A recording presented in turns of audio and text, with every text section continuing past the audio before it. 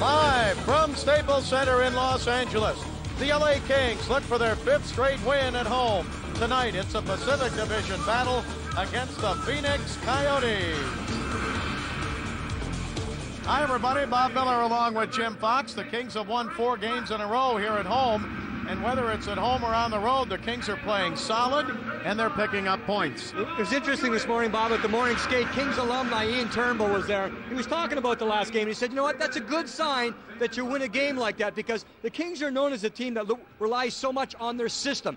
You have to execute step by step. It didn't necessarily go like that in the game. The Kings didn't dominate, the Oilers didn't dominate, but you just hold on, you let the game sort itself out, and at the end of the game, you pick up 2 points. Well, you and I were talking during the game that the Kings got scoring that night from people you don't necessarily rely on to get goals. Everybody's chipping in. It's very important. Andy Murray likes to say to his players, make the unnoticed noticed. Those little things that win you 2 points in a game. And one guy that really stood out, he stands out all the time, is Trent Platt in those areas. With Trent Platt, he's respected by his players, because I believe everyone looks to Trent Platt and say, you know what, I want to be like him. He's unselfish. After the Kings score a goal, he's on the ice. You know, I usually look to try and find a goal scorer. I look at the reaction. With Trent Platt, he is happy anytime anyone on the Kings score. He doesn't care. As long as he's effective, as long as he's taking the body, as long as he's doing his job to help the Kings win, he's a happy camper. You know, Trent Platt's got 5 kids at home. Can you imagine what that house looks like at this time of the year? We asked him, how does he focus on the game? It's kind of hard to. You know, the houses are buzzing, like you said, this time of year with all the holidays and all that, and it's really, in a way, it's easy, because when you're home, you get your mind off hockey, so you're mentally you rest, and then when you're at the rink, I find it a little more easier, just because of that, getting your mind off hockey when you're at home. And with Trent Platt, you know exactly, he has that leadership, that experience. He knows how to put things in perspective. Again, he is a guy that is looked at. It can be a difficult time during this part of the season. You know what? People say it's an excuse, but you do get distracted. A guy like Trent Platt, once he comes into the dressing room, he's ready to play. Well, this is a Pacific Division battle tonight, and the Kings still lead the Pacific Division with 36 points. San Jose got a point in an overtime loss last night. Then it's Dallas, Phoenix, and Anaheim.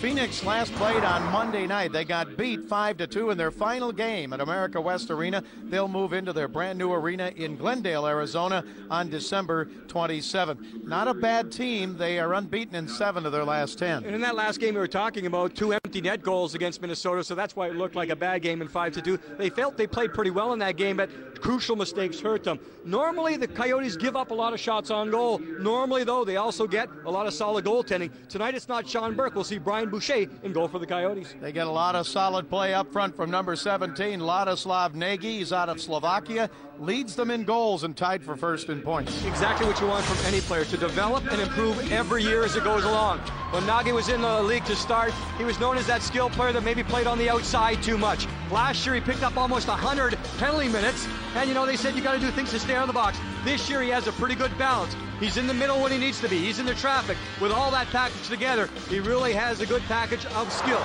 He can pass, he can dart, he's back and forth. A good shot. Scored a hat trick last game against the Kings. Well, the Kings have had 2 previous games against Phoenix, and both of them were pretty high scoring. The Kings won 7-3, and then they lost on Thanksgiving night down in Phoenix 6-4. It's coming up next, the Kings and the Phoenix Coyotes on Fox Sports Net.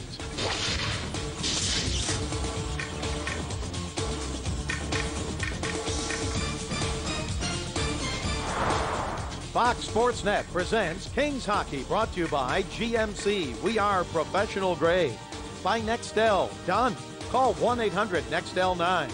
By Staples. Staples, that was easy. By Budweiser. Grab a cold, fresh Budweiser. It's game time.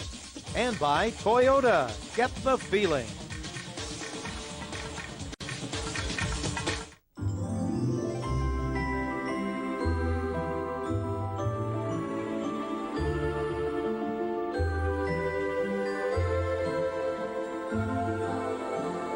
What are you dreaming about this winter? The Mercedes-Benz Winter Dream has begun with 2.9% APR financing for 36 months on select Mercedes-Benz C, E, M, and S-Class models. So visit your local Mercedes-Benz dealer. Uh-huh. Yeah! And then what? I remember it. Game against West. 2 seconds left, you put up a Hail Mary, I make the catch. Wow. Talk all you want this holiday. Get unlimited nationwide SBC long distance calling for just $20 a month guaranteed. One more way, we bring it all home.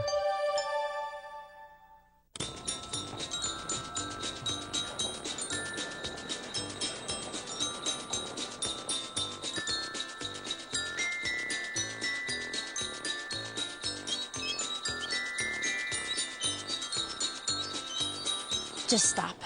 That's not on anybody's list. Hectic holiday shopping can wear you down, so Staples makes it simple with digital and technology gifts that are easy to buy. And right now, Staples.com orders are delivered free. Holiday gifts at Staples. That was easy. Good Guys.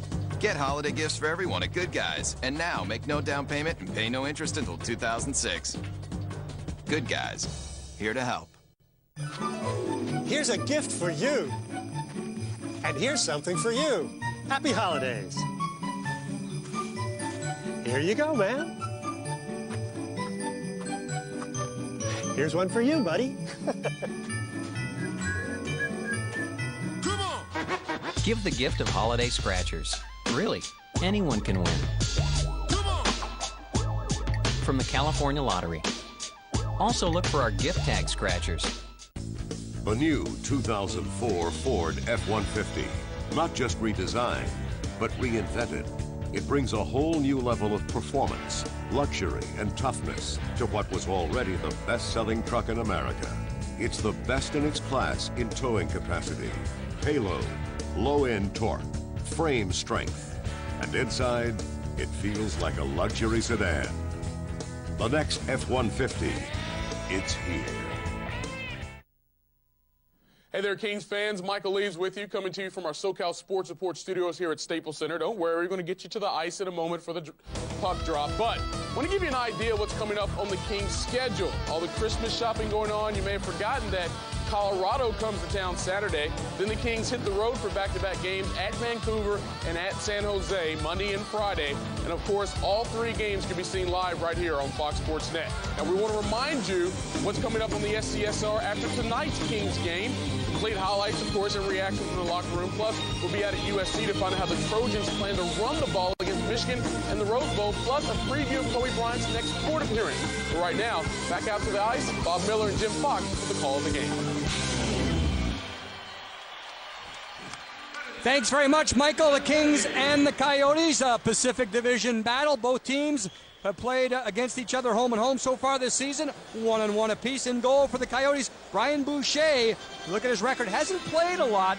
To start the season, it was a 3-goal trio for the Phoenix Coyotes. For the Los Angeles Kings, Cristobal Hewitt does get to start.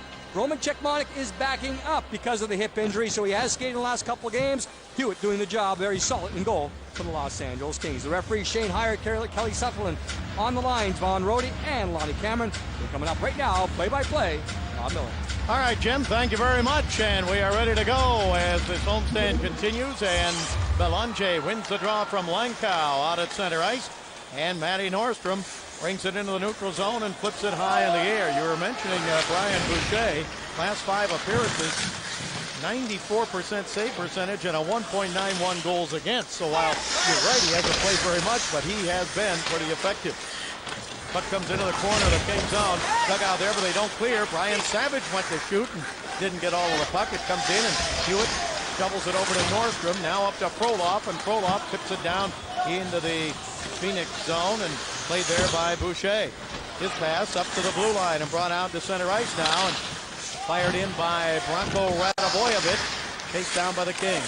Moldry moves it up to Noah Clark. He got wrapped pretty good from behind, and the puck comes out to center ice. So Noah Clark on the left wing. He's the youngster out of Laverne, California. First ever Southern California native to play for the Los Angeles Kings. Here on the right side, Herdina shoots wide to the right. He is out with Palpy on the right wing, and the center on that line is Gumpel. Kings don't clear again. At the left point, O.C. Vannanen, his shot tipped and knocked away off the pad of the goaltender Hewitt.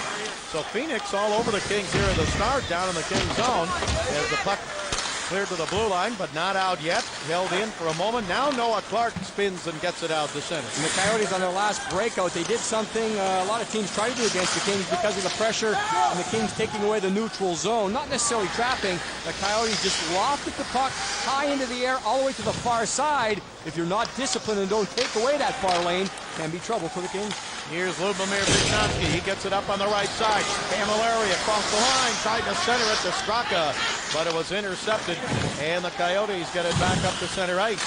There's a drive up high and a glove save as Chris Gratton fired from outside the blue line, and Hewitt with a glove stop. Of course, with Andy Murray, a lot has to do with attention to detail. This morning at the morning skate, Andy was looking back to that last game, the 6-4 loss in Phoenix, Kings and Coyotes, and he talked about shift management. Maybe not a big thing at one certain point of a game, but throughout the game, make sure you have fresh players out there and smart focus changes so you don't have a bad change and the other team has a counterattack. Kings in their own zone now. Here's Maxim Kuznetsov up on the right side. Now moves over to the left at the blue line and gets it into Jason Holland. Now a pass ahead to the blue line, but broken up as it rolled off the stick there of Sean Avery, and Avery chasing it on the right side, let it go to Holland at the right point. Holland shoveled it down in the corner to Chartrand. Chartrand into the slot, his shot deflected and cleared out to center ice by Phoenix. So the Kings very, very quick right there, trying to get defensemen involved. Kuznetsov looking to jump down low. Kings with it again. Holland pinching down in deep. Holland back behind the net, gives it to Avery. Now into the corner. Taken there by John Sim.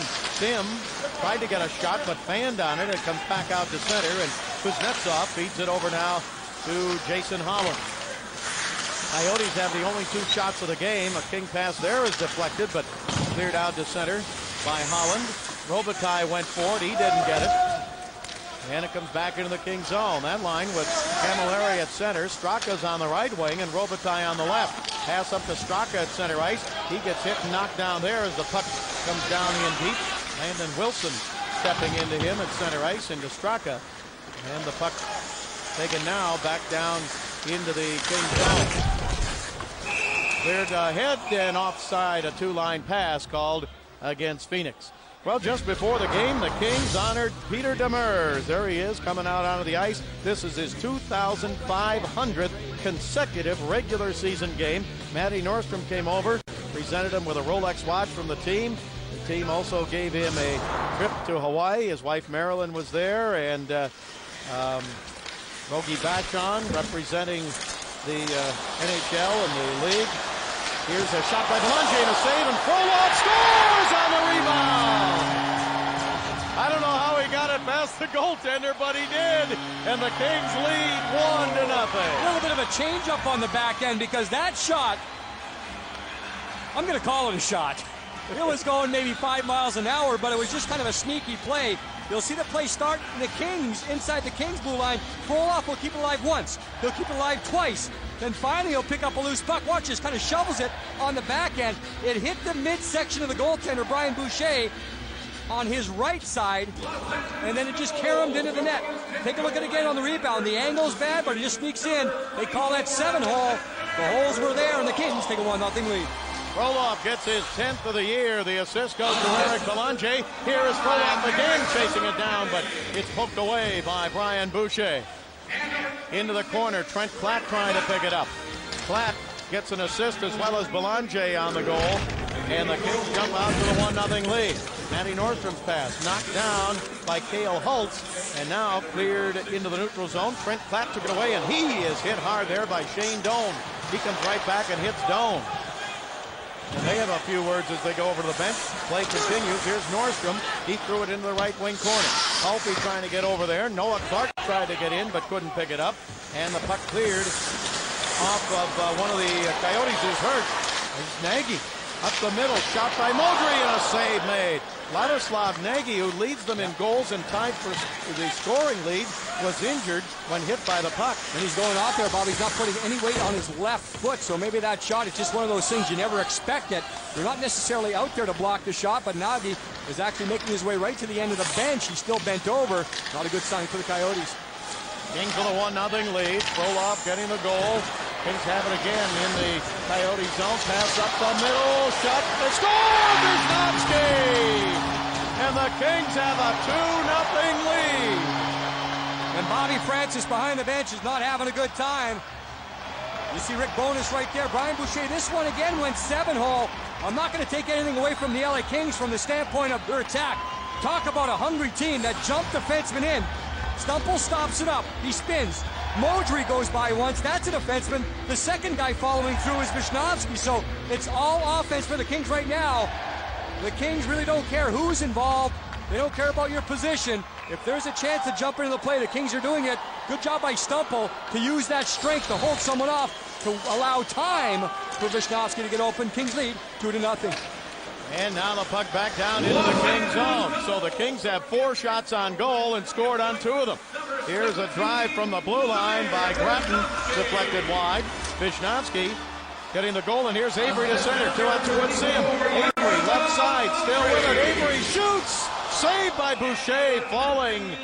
And he hangs on to it for the faceoff. Not a bad idea by Sean Avery. It looks like Boucher's struggling a little bit. Again, that last goal by the Kings, Josef Stumple has to pick his game up offensively. He only has 1 goal. He's been involved up and down so far this year. The Coyotes will be upset because they had the puck. There's Stumple keeping it alive. Look at the puck protection right there. Now watch this. There's Modry. He's 1 defenseman. Then the second guy comes in. Look at all 5 Kings in down below the hash marks right there. So the Kings getting involved offensively. Stumple makes the pass. Visnovsky finishes it off. Kings trying to hold it in at the blue line, but it's tipped back out to center ice. Kuznetsov with it there. Sends it into the Coyote zone. Well, we said it might be a high-scoring game tonight, and so far the Kings with a couple of quick goals, 2 in under 5 minutes here at the start of the game, and have a 2-0 lead. Avery's pass off the glass. Tyson Nash over to throw a check, and the puck held in the Kings zone. Kuznetsov back in to get it. Sends it up on the right side, and it's tipped up out of play with 14:02 to go. In the open, Bob, we touched on the last game. Bobby Francis, the head coach, talked about the game. Felt they played okay against Minnesota Wild, losing 5-2, 2 empty net goals, but he felt that his team, the Coyotes, gave the puck away, and that's what happened on the last goal. It was Vonanen, I believe, had complete control of the puck. And give the Kings credit. Froloff did it on the shift before when he scored. Stumple did it right there. Good use of the stick to break up the pass, then make something happen. Kings get 2 goals in a minute 26 seconds to enjoy a 2-0 lead here in the first period. Bob Miller along with Jim Fox and Van Earl Wright. Glad to have you with us tonight. Kings have 1 more game left in this homestand Saturday night. Colorado Avalanche come in. Puck is slipped along the boards and out of play. And we'll have a face-off. 2-0 Kings. Goals by Froloff and Visnovsky.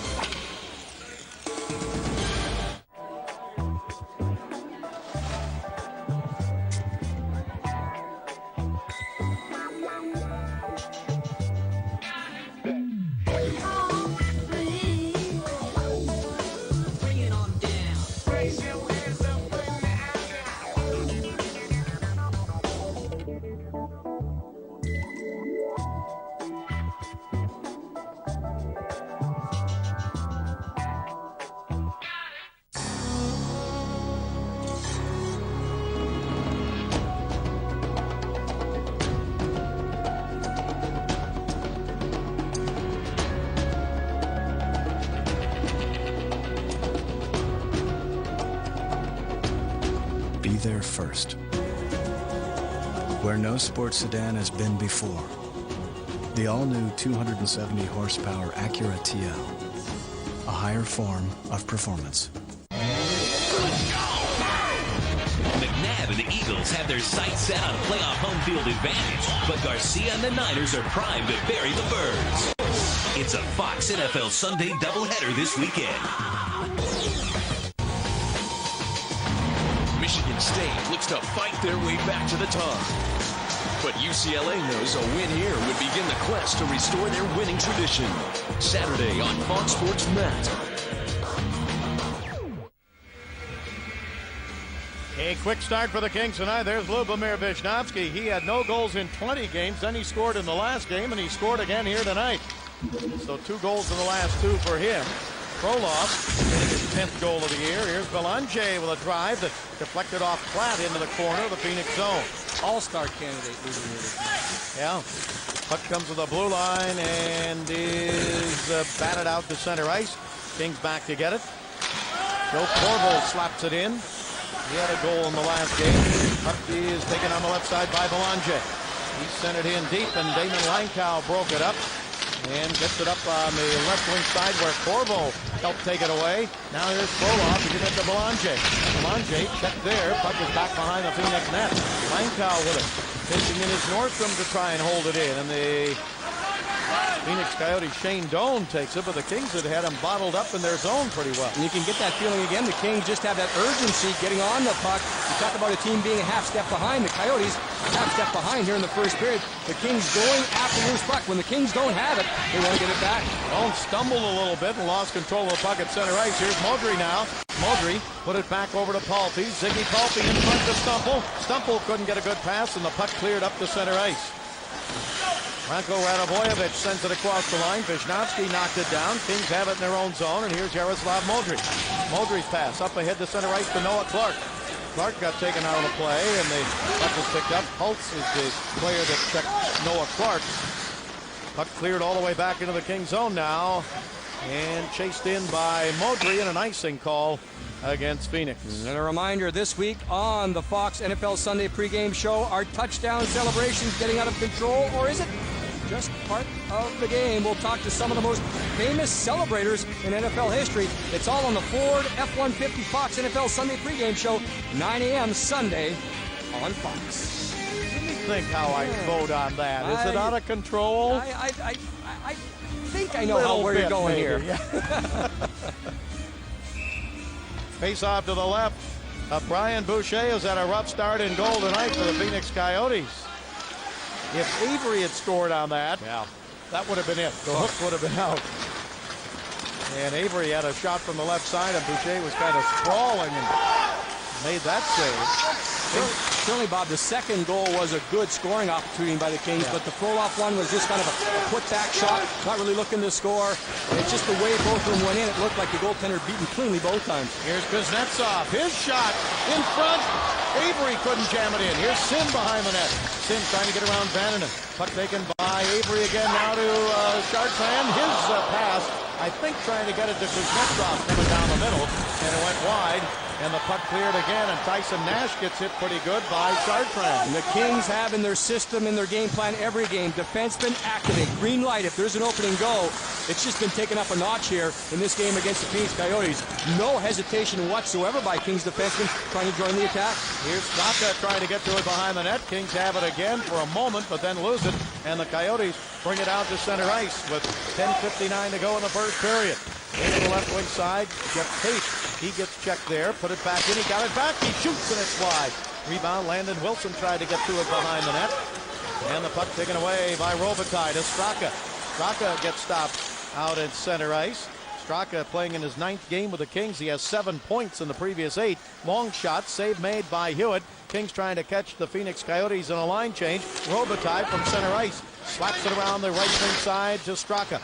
Straka put it into the corner, taken away there by Holtz. And it comes up to Shane Doan. Doan on the right side. He's playing in his 600th career game tonight. Shane Doan, number 19. Doan with it. He's got 30 points on the year, the same as Nagy. Into the corner goes Doan. Doan gets checked there, trying to get the puck again, but Camilleri is down on the ice. Vishnowsky is checking Doan. Doan digs it out. He now pass up the middle, and a shot up high and off of the screen. And a face-off coming up with the Kings leading 2-0. This holiday season, the Kings are excited to offer a holiday pack that is sure to be popular for hockey and movie fans alike. Starting at just $99, you'll receive 2 tickets to 3 exciting Kings games, plus a copy of Pirates of the Caribbean on DVD. To order, call 1-888-KINGS-LA. Kings back in their own zone with a 2-0 lead. Joe Corvo sends it up to the blue line. It's tipped to the blue line of Phoenix. Clara tried to knock it down, but he lost his stick. Up comes in toward Trent Platt. Platt checked behind the net by Cale Holtz. Holtz kicks it into the corner, and the Coyotes jump on it again there. Can't clear it out. Nordstrom holds it in. Comes over to Trent Platt. Platt had it tripped off his stick. He's got it again. Phoenix zone.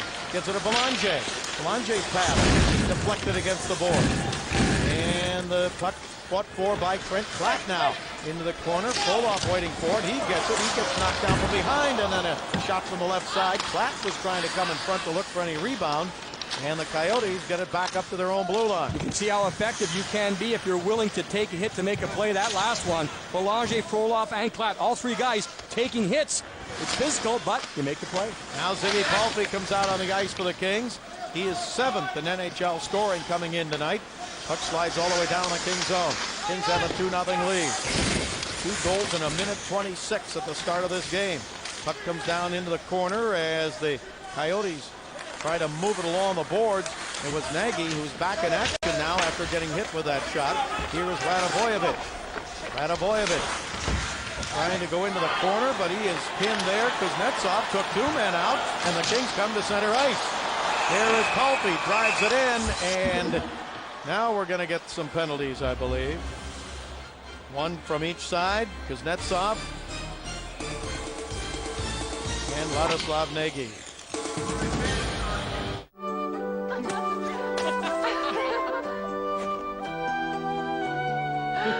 The Lexus December to Remember sales event.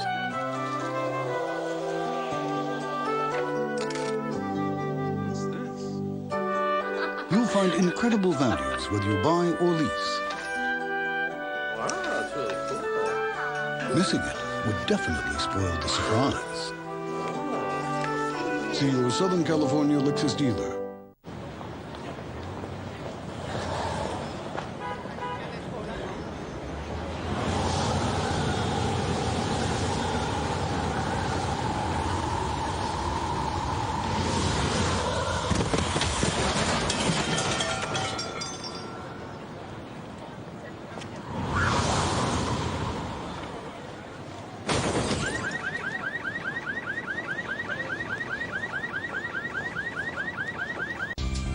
Weeknights, it's a who's who on the best damn sports show, period.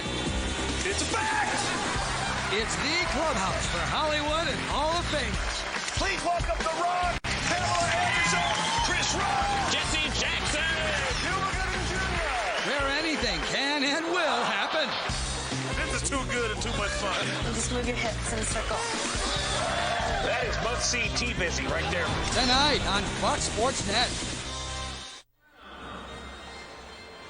Coincidental minor penalties. Nagy of Phoenix 2 minutes for roughing. Kuznetsov of the Kings 2 minutes for holding the stick at 11:35. And a 4-on-4 skating situation, and Phoenix loves this situation. 4-on-4. They've scored 10 goals, more than any other team in the NHL in a 4-on-4 situation. And one guy who likes this type of numerical value on the ice right now has the puck. David Tanabe, he's the defenseman for the Phoenix Coyotes, but he can skate. He's going to join the attack, and he's one of those guys, if you don't pick up his speed quick enough, he's going to blow right by you. Kings have it in their own zone. Wisniewski, he moves it up ahead to Stumple. Here's Stumple giving it back to Modry. Modry cut off at center ice. Now feeds it on the left side to Palffy. Palffy, cross-ice pass over to Stumple. Now to Wisniewski. Wisniewski in front, tried to give it to Palffy, but went behind him into the corner, and the puck taken by the Kings at the blue line. Modry gives it to Stumple. Stumple, Phoenix zone. His pass taken away, though. He tried to move it all the way across the ice, and Jan Hrdina broke it up. And you see the fundamental right there by the Kings. 4-on-4, keep control of the puck. Don't dump it in unless you absolutely have to. Modry skated all the way to the red line, got to the blue line, nothing happened, so he stopped, regrouped. Kings control the puck. Here is Camilleri, who's just jumped on the ice. To Straka, now over to Corvo with a rising blast that came off the glass and all the way back to the King line. 35 seconds left to go in the 4-on-4 situation. Kings with a 2-0 lead. Corvo drives it back behind the net. Cut off there by Brian Boucher, and he gets it to Cale Hults. Hults feeding it to Doan, who got hit pretty hard by his own man, and it's held in. It was that Mara. Paul Mara running into his own man, and Doan with it again. Look out for that guy. He just skated by in front of you again. Here's Doan to center ice. Right side, trying to drive in around Corvo. Shane Doan looking up the middle, feeds it down in deep. They got Langkow in front, and a save by Hewitt. Big save on Damon Lankow, who came right down the middle, and both teams are back at full strength. Well, the Phoenix Coyotes, they're taking a page out of the Kings book. They were waiting for something to happen with a defenseman. That's what happened. Lankow started in the defensive position, then went straight to the front of the net. Avery to Sim, and his shot wide to the left. He got good wood on it, even though he was in an awkward angle. Sim behind the net. He gets checked there, rebound, sent right back in front, and wide by Avery. Now Avery trying to go for it behind the net, but Aussie Vannanen of Phoenix had lost his stick. And now up to center ice. Here is Nagy. He shoots, and it's deflected wide. That was played well. It was a 2-on-1, but the Kings defenseman came over to pressure, making sure the back checker, I believe it was John Sim, he worked hard to break up that pass. In goes David Tanabe. Tanabe checks it on the boards, gets it to Nagy. Nagy can't clear it out. Kings have it again, but a pass intended for Frolov is deflected back on the left wing side and brought to center ice by Phoenix. Into the King zone with 5:22 left to go here in period number 1. Kings with a 2-0 lead. Goals by Frolov, his 10th, and Vishnowsky his 6th. Mondry clears it high in the air, and it is offside. 5:07 to go in the first. We'll be back.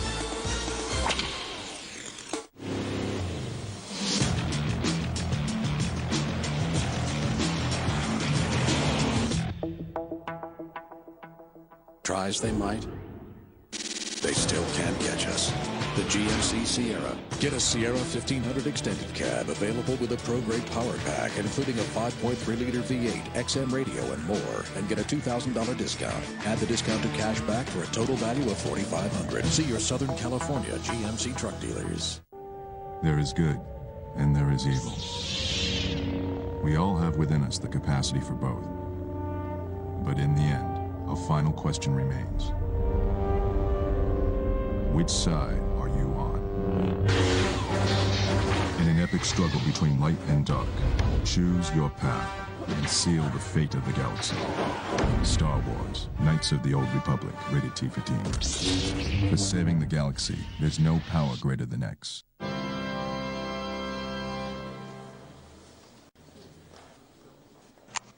Mike, Sue. Yes. Love and honor. Yep. Sickness, health. Uh-huh. Objections? Rings? Do you? I do. Do you? I do. Kiss? Husband and wife. Next. Nextel walkie-talkies get it done.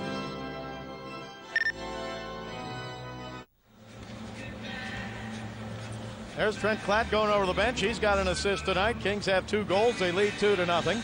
5:07 to go in the first period, and a face-off just inside the King blue line, and Camilleri wins the draw. Puck sent by Jason Holland into the Phoenix zone, and back to get it there is Radoslav Suchi, 50-year out of Slovakia. And the Coyotes bring it up to center. Jeff Tate, #1 pick of St. Louis in 2000, but it's taken away. Here's Robitaille, left wing, Phoenix zone. Up the middle of the blue line to Kuznetsov. Kuznetsov into Camilleri, now back to Straka. Straka with a nice move and a backhand over to Camilleri. Camilleri with a wraparound. His pass in front broken up. Kuznetsov holds it in. What a nice move by Straka on the left side of the net. And the pass to Camilleri just didn't connect. You saw the quickness there, but you also saw agility. It was just like he was on one skate. He did a pirouette on one skate. Defenseman could not keep up. Here's Jason Holland for the Kings. He ripped it over the head of the referee in the corner, and the puck taken by Holland again. He gets knocked down. Puck is still in the King zone, and Holland over to get it, but it's taken away by Tate. Tate put it behind the net. Pass in front to Landon Wilson. He shoveled it just wide to the right. And the Kings bring it up to center ice. Here is Robitaille feeding it over to Straka. Straka fakes a shot. Now shoots, and it's deflected. Robitaille cut in front of the net. And here's Jeff Tate.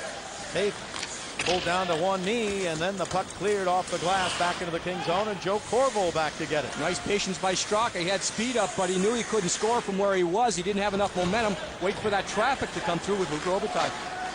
Kings in their own zone as they give it up the left side to Matty Nordstrom. He flipped it into the zone, and the goaltender, Boucher, gave it over to Holtz. Holtz's pass around to the right side and brought to center now by Sillinger. Now driven down the right side by Chris Bratton. Cleared up the left side as Holtz tries to hold it in. He did. Put it behind the net. Nordstrom sends it off on the right side. The Kings hard pass out to center ice. Here's Avery. Avery gets it ahead left side to Chartrand. Chartrand walking into Avery. Shoots and a save. And a rebound right in front. Sim shoots and another save by Boucher. There's another example. The Kings had the initial chance, but they kept after the loose pucks. They created another chance. John Sim with a shot. And the puck goes up into the crowd. Let's go down to Van Earl. He's got a guy that knows about stopping pucks. That is for sure. Joined by Rogi Vachon, who was a part of the pregame ceremonies for trainer Pete Demers, a guy who took care of you during your career with the Kings, right, Rogi? Well, I certainly did. For 7 years, you know, I had a lot of injuries over the years, and he was always there. So it was a great speech for Peter. I'm very glad for it. Absolutely. A great tribute to him for all his longevity. Tell us what you're doing these days, hanging out in the desert and getting down to that single handicap, right? Well, yes, I'm trying to play a little more golf, and I come to special events. You know, every time they need me, I come down, and it works pretty well. Outstanding. And it's great to see you here. One of 4 Kings to have his sweater hung in the rafters, Rogi Vachon. Van Earl. Yes. Stay away. Make sure Rogi doesn't get near your wallet, especially on the golf course. Make sure Rogi doesn't get near my wallet, especially on the golf course, is what Jim Fox says? Yeah. No denial. Also ask him, how can he play any more golf? Can you play any more golf? You only play 7 days a week. Can you play any more? No, I play 5 times a week. Say again? Just 5 times a week. Oh, no. Foxy and Bob say 7, at least 7 times. At my age, I can't play seven times a week. You're still 39. Come on. He was a great goaltender, winning his goaltender in Kings history. Started playing in the NHL without a mask in Montreal. I don't want to date Rogatien Vachon, but when I used to play road hockey up in Coniston, Ontario, you used to wear the baseball glove to be the goaltender. Yeah. Rogie was known for that quick glove, and you're always Rogatien Vachon when you had the baseball glove on. Rogie would kind of give you that like he didn't know you were going to shoot on that glove side, and all of a sudden he'd snap that glove up and make the save. Here's Radivojevic now in the King zone, fighting along the board. Puck is loose. Radivojevic gets it back again. His pass deflected, and Noah Clark starts it back up for the Kings. His pass to center ice, broken up, and the Kings hit it back again. Clark got it right back. Feeds it off on the right side. Halpy to Clark, looking for his first goal, and a save made by Boucher, the Phoenix goaltender. So he's come up, Boucher, especially the last rush down the ice. He made a couple of nice saves, one on the rebound, and maybe getting his game back now where he feels a little more settled. Yeah, he was uncomfortable to start. Any goaltender has to move across laterally at times, but sometimes you open up, and that's what happened with Boucher the first couple of shots. He just had holes in himself when he was moving across right to left or left to right. He has settled down. 1 minute left to go here in the first period. Robitaille tips it down in deep into the Phoenix zone. Whoa! Camilleri gets hurt. He gets knocked down in the corner.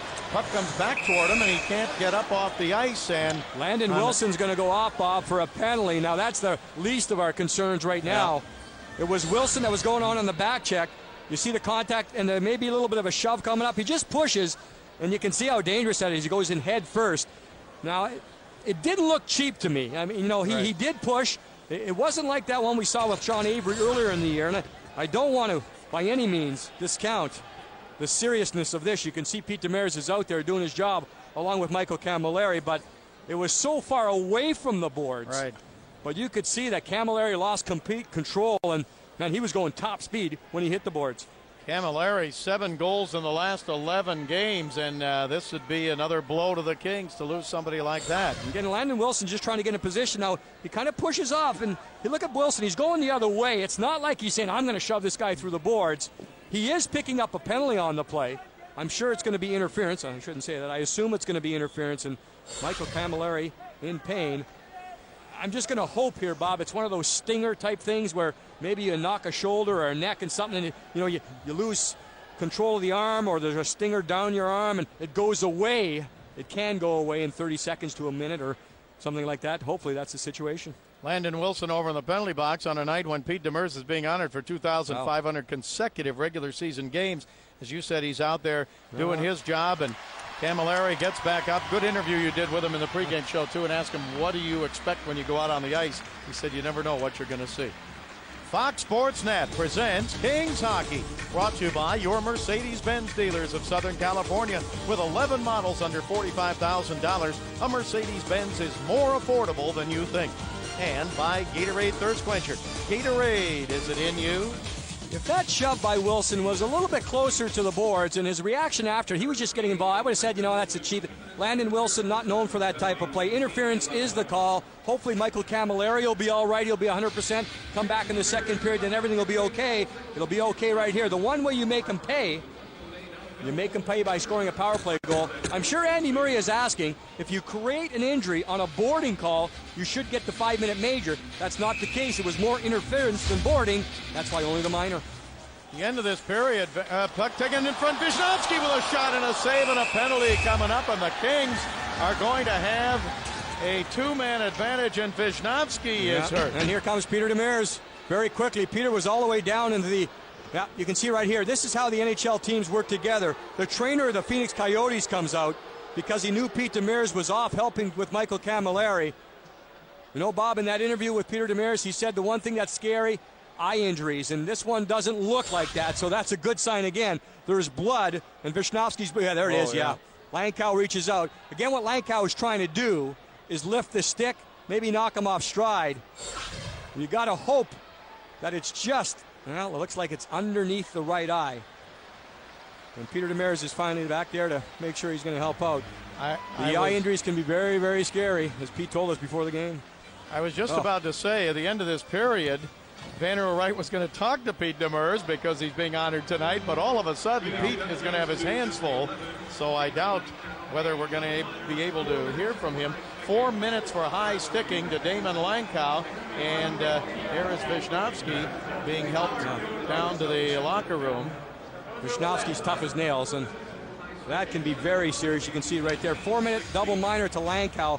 In order to get the major in that situation, the referee has to determine intent, that you tried to do it, you tried to injure. The referee did not determine that there. That's the reason for the double minor. Kings with a 2-man advantage for almost 2 minutes.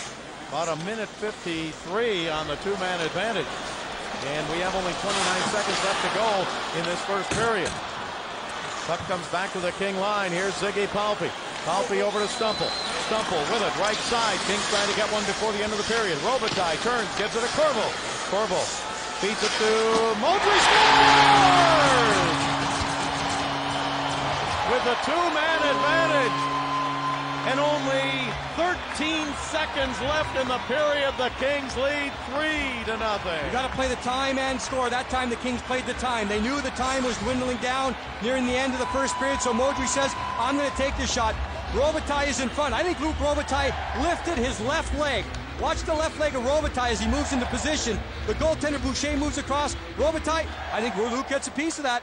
Luc Robitaille lifted his leg, but I also thought he got the white tape of that blade on there. It'll be a power play goal. The Kings lead 3-0. And they still have 3:26 left on this double minor penalty to Langkow. 4 seconds to go in the period. The Kings will let it run out. They get a big first period here. Krolov, Wisnowski, and perhaps Robitaille. And the Kings lead 3-0 at the end of one. Trent Platt will be visiting with Vanneau Wright when we come back.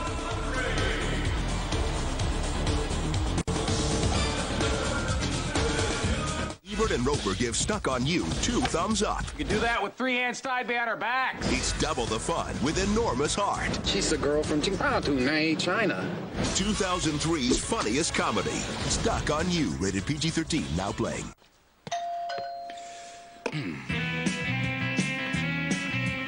There's a man who leads a life of danger.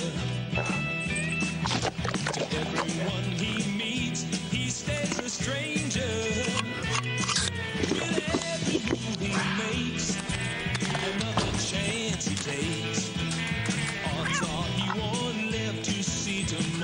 Nothing makes a sandwich like a Pepsi. It's the cola. Nearly 100 years ago, Henry Ford shocked the world when he offered workers the amazing salary of $5 a day to build his new Model T. Now, just in time for the holidays, Ford brings back an historic lease of $5 a day on a Ford Mustang. That's just $150 a month. $5 a day. Amazing back then, and even more amazing today. Tonight on the Southern California Sports Report, what will the first-place Kings say after hosting Phoenix? We'll have locker room interviews, plus a preview of Kobe's day in court, the same day the Lakers return to the practice court. The SoCal Sports Report after the game. Totally Football is your inside source for gridiron news. Jay, you were actually the one who called Keyshawn to tell him he was being deactivated. Insider Jay Glazer breaks the story before anyone else. I spoke to some team officials today, and they do think that there's a good chance he can get a year's suspension. Inside the huddle, behind the scenes, and breaking news. Test positive for THC, you're going to have a 4-game ban. Totally Football, weeknights on Fox Sports Net.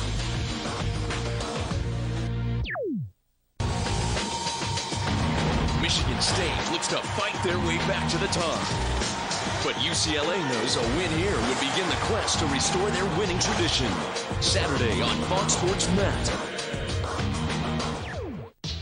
Tonight on the best damn sports show, period. Boston's own Ben Affleck. We have a surprise that'll guarantee to knock his socks off. Plus, surfer Holly Beck catches a date, and we're jamming with Jalen Rose.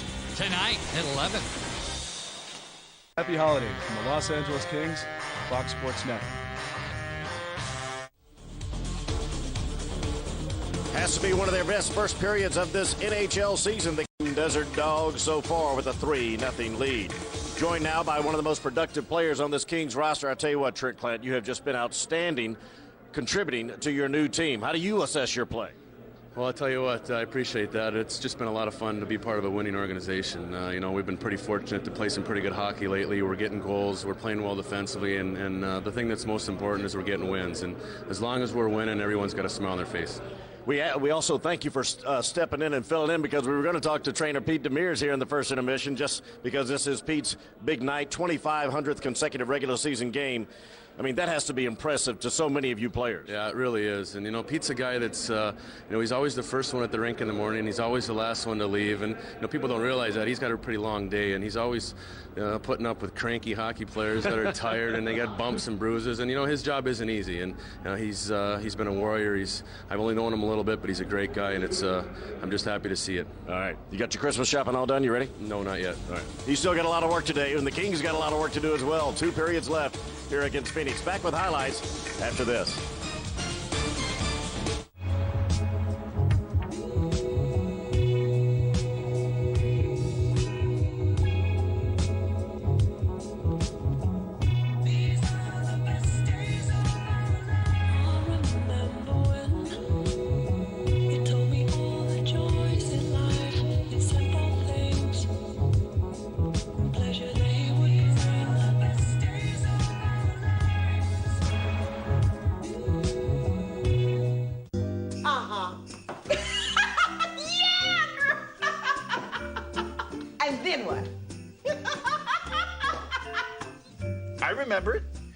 Against West. 2 seconds left, you put up a Hail Mary, I make the catch. Wow. Talk all you want this holiday. Get unlimited nationwide SBC long distance calling for just $20 a month guaranteed. One more way, we bring it all home.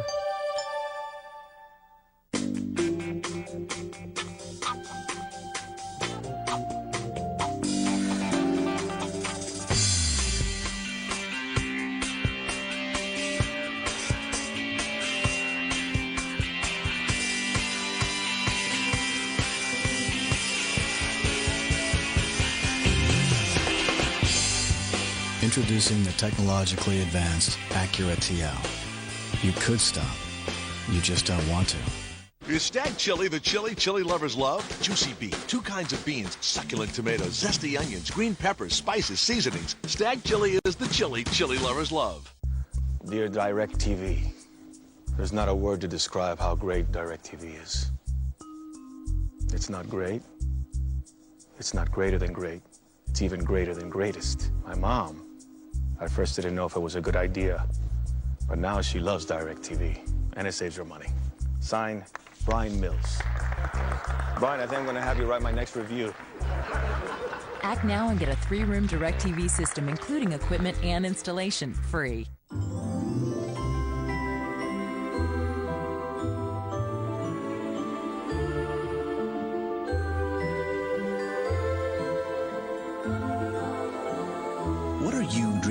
this winter. The Mercedes-Benz Winter Dream has begun with 2.9% APR financing for 36 months on select Mercedes-Benz C, E, M, and S-Class models. So visit your local Mercedes-Benz dealer. In Sweden we say God Jul och Gott Nytt År. That means Merry Christmas and a Happy New Year. Fox Sports Net presents Kings Hockey, brought to you by Carl's Jr. Hockey teams have 4 lines. We only need 1. Introducing the $6 burger line, now in 5 varieties, only at Carl's Jr. And by the Lexus December to Remember sales event, now through January 2nd. Back at Staples Center, where the Kings are looking good to go up 2-1 in this season-long series with division rival Phoenix. Kings with 3 goals in the first period, spreading it around amongst the forwards and the defensemen. Let's take a look at the Toyota highlights from the first period of action in this 32nd game of the year. The effort by Frolov, keeping the puck alive. Belanger, and then off of Platt and back to Foley. Foley put it in past Brian Boucher, his 10th goal of the year. Then Wisnowski skating in, getting involved in the offense and ripping it in there. And Modry originally credited with the 3rd goal, but they just changed it. Nick nipped off the stick of Luke Robitaille for his 8th goal of the year. The Kings in charge, skating well, looking for their 17th win of the year. Foxy and the Telestrator are next.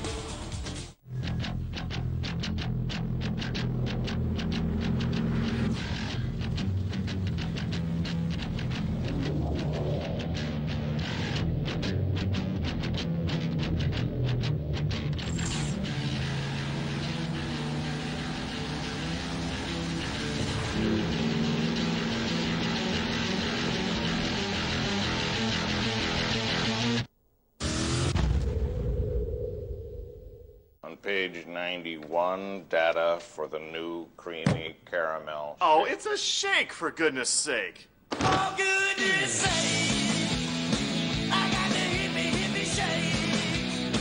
Yeah, I got the shake. I got the hippie, hippie shake. You shake it to the left, shake it to the right. You do the... I want to work there. Introducing the all-new Dodge Durango. With all-new power, all-new room, all-new ride, all-new interior, all-new capability, all-new safety features, all-new capacity. 1 part power, 1 part comfort. 1 all-new Durango. Starting under $26,600. See it at your local Dodge dealer today. Division powers collide. Ziggy Palffy and the Kings shut out the Avs in Colorado. Now Sakic and Tanguay power the Avalanche at the Staples. Avalanche, Kings, Saturday at 7:30 on Fox Sports Net.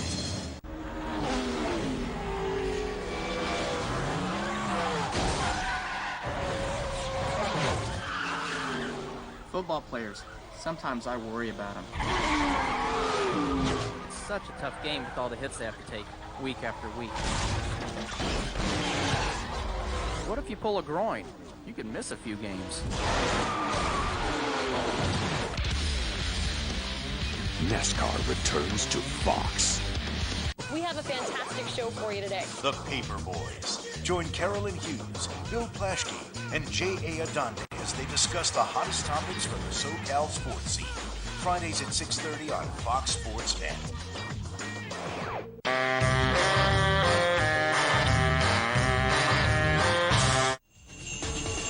We're back live at Staples Center, and it's snowing here in downtown Los Angeles. The Kings, it snowed goals in the first period to have a 3-0 lead over the Phoenix Coyotes. Take a look at the numbers. 20 minutes down, brought to you by Carl's Jr. Look at this. Just tell it on the board. 14-5, 7-1. Everything working the way of the Kings. The Kings will still have a power play entering period number 2. Take a look at the first goal of the game. Alexander Frolov does all the little things. There's Frolov down there. Now the face-off, nothing really happens here. There's no passes stick to stick. Loose pucks, you'll see Frolov right there. He'll just keep the puck alive once. Okay, that creates the Phoenix Coyotes are going back. Who's going to get to this loose puck? Look at Frolov dive. Creates a loose puck the second time. He keeps it alive. Then finally, he's just in good position. Watch him kind of shovel this backhand. So you do those little things, and good things happen. The puck drops in behind. That was 1-0 Kings. Another play later on in the period, the back check. The Coyotes come out of the zone. Everything looks okay. The pass beats. One defenseman, Vishnovsky there. It's a 2-on-1. Here's where communication comes in. Modry at this point right here, the Kings defenseman, has to realize, does he come over here, or do you stay in the middle and take away the 2-on-1? Maybe you get some talk going. John Sim comes back. Here's Sim, the back checker. Modry feels he's taking his man, so Modry will come across. Modry makes the right thing. Now watch here. Look at Sim. Position stick. Puck's there. Control the stick of the opposition player. What a back check by John Sim. He did it all the way right to the goal mouth. Take his man. Make it easy on the defenseman and the goaltender. 3-0 Kings. After one period of play, we come back. We'll hear from Luc Robitaille right after these words. The weather outside is frightful, but the fire is so delightful. Since we've got no place to go, let it snow, let it snow, let it snow.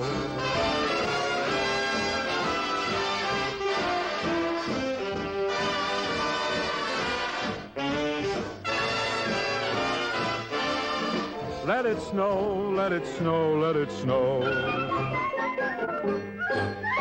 Good Guys. Get holiday gifts for everyone at Good Guys. And now, make no down payment and pay no interest until 2006. Good Guys. Here to help.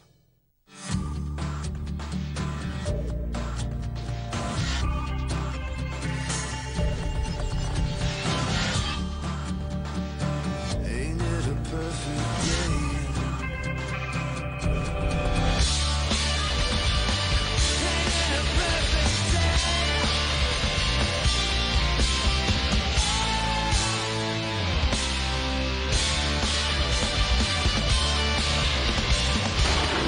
Now that I can take my wireless number with me wherever I go, the question is where to take it.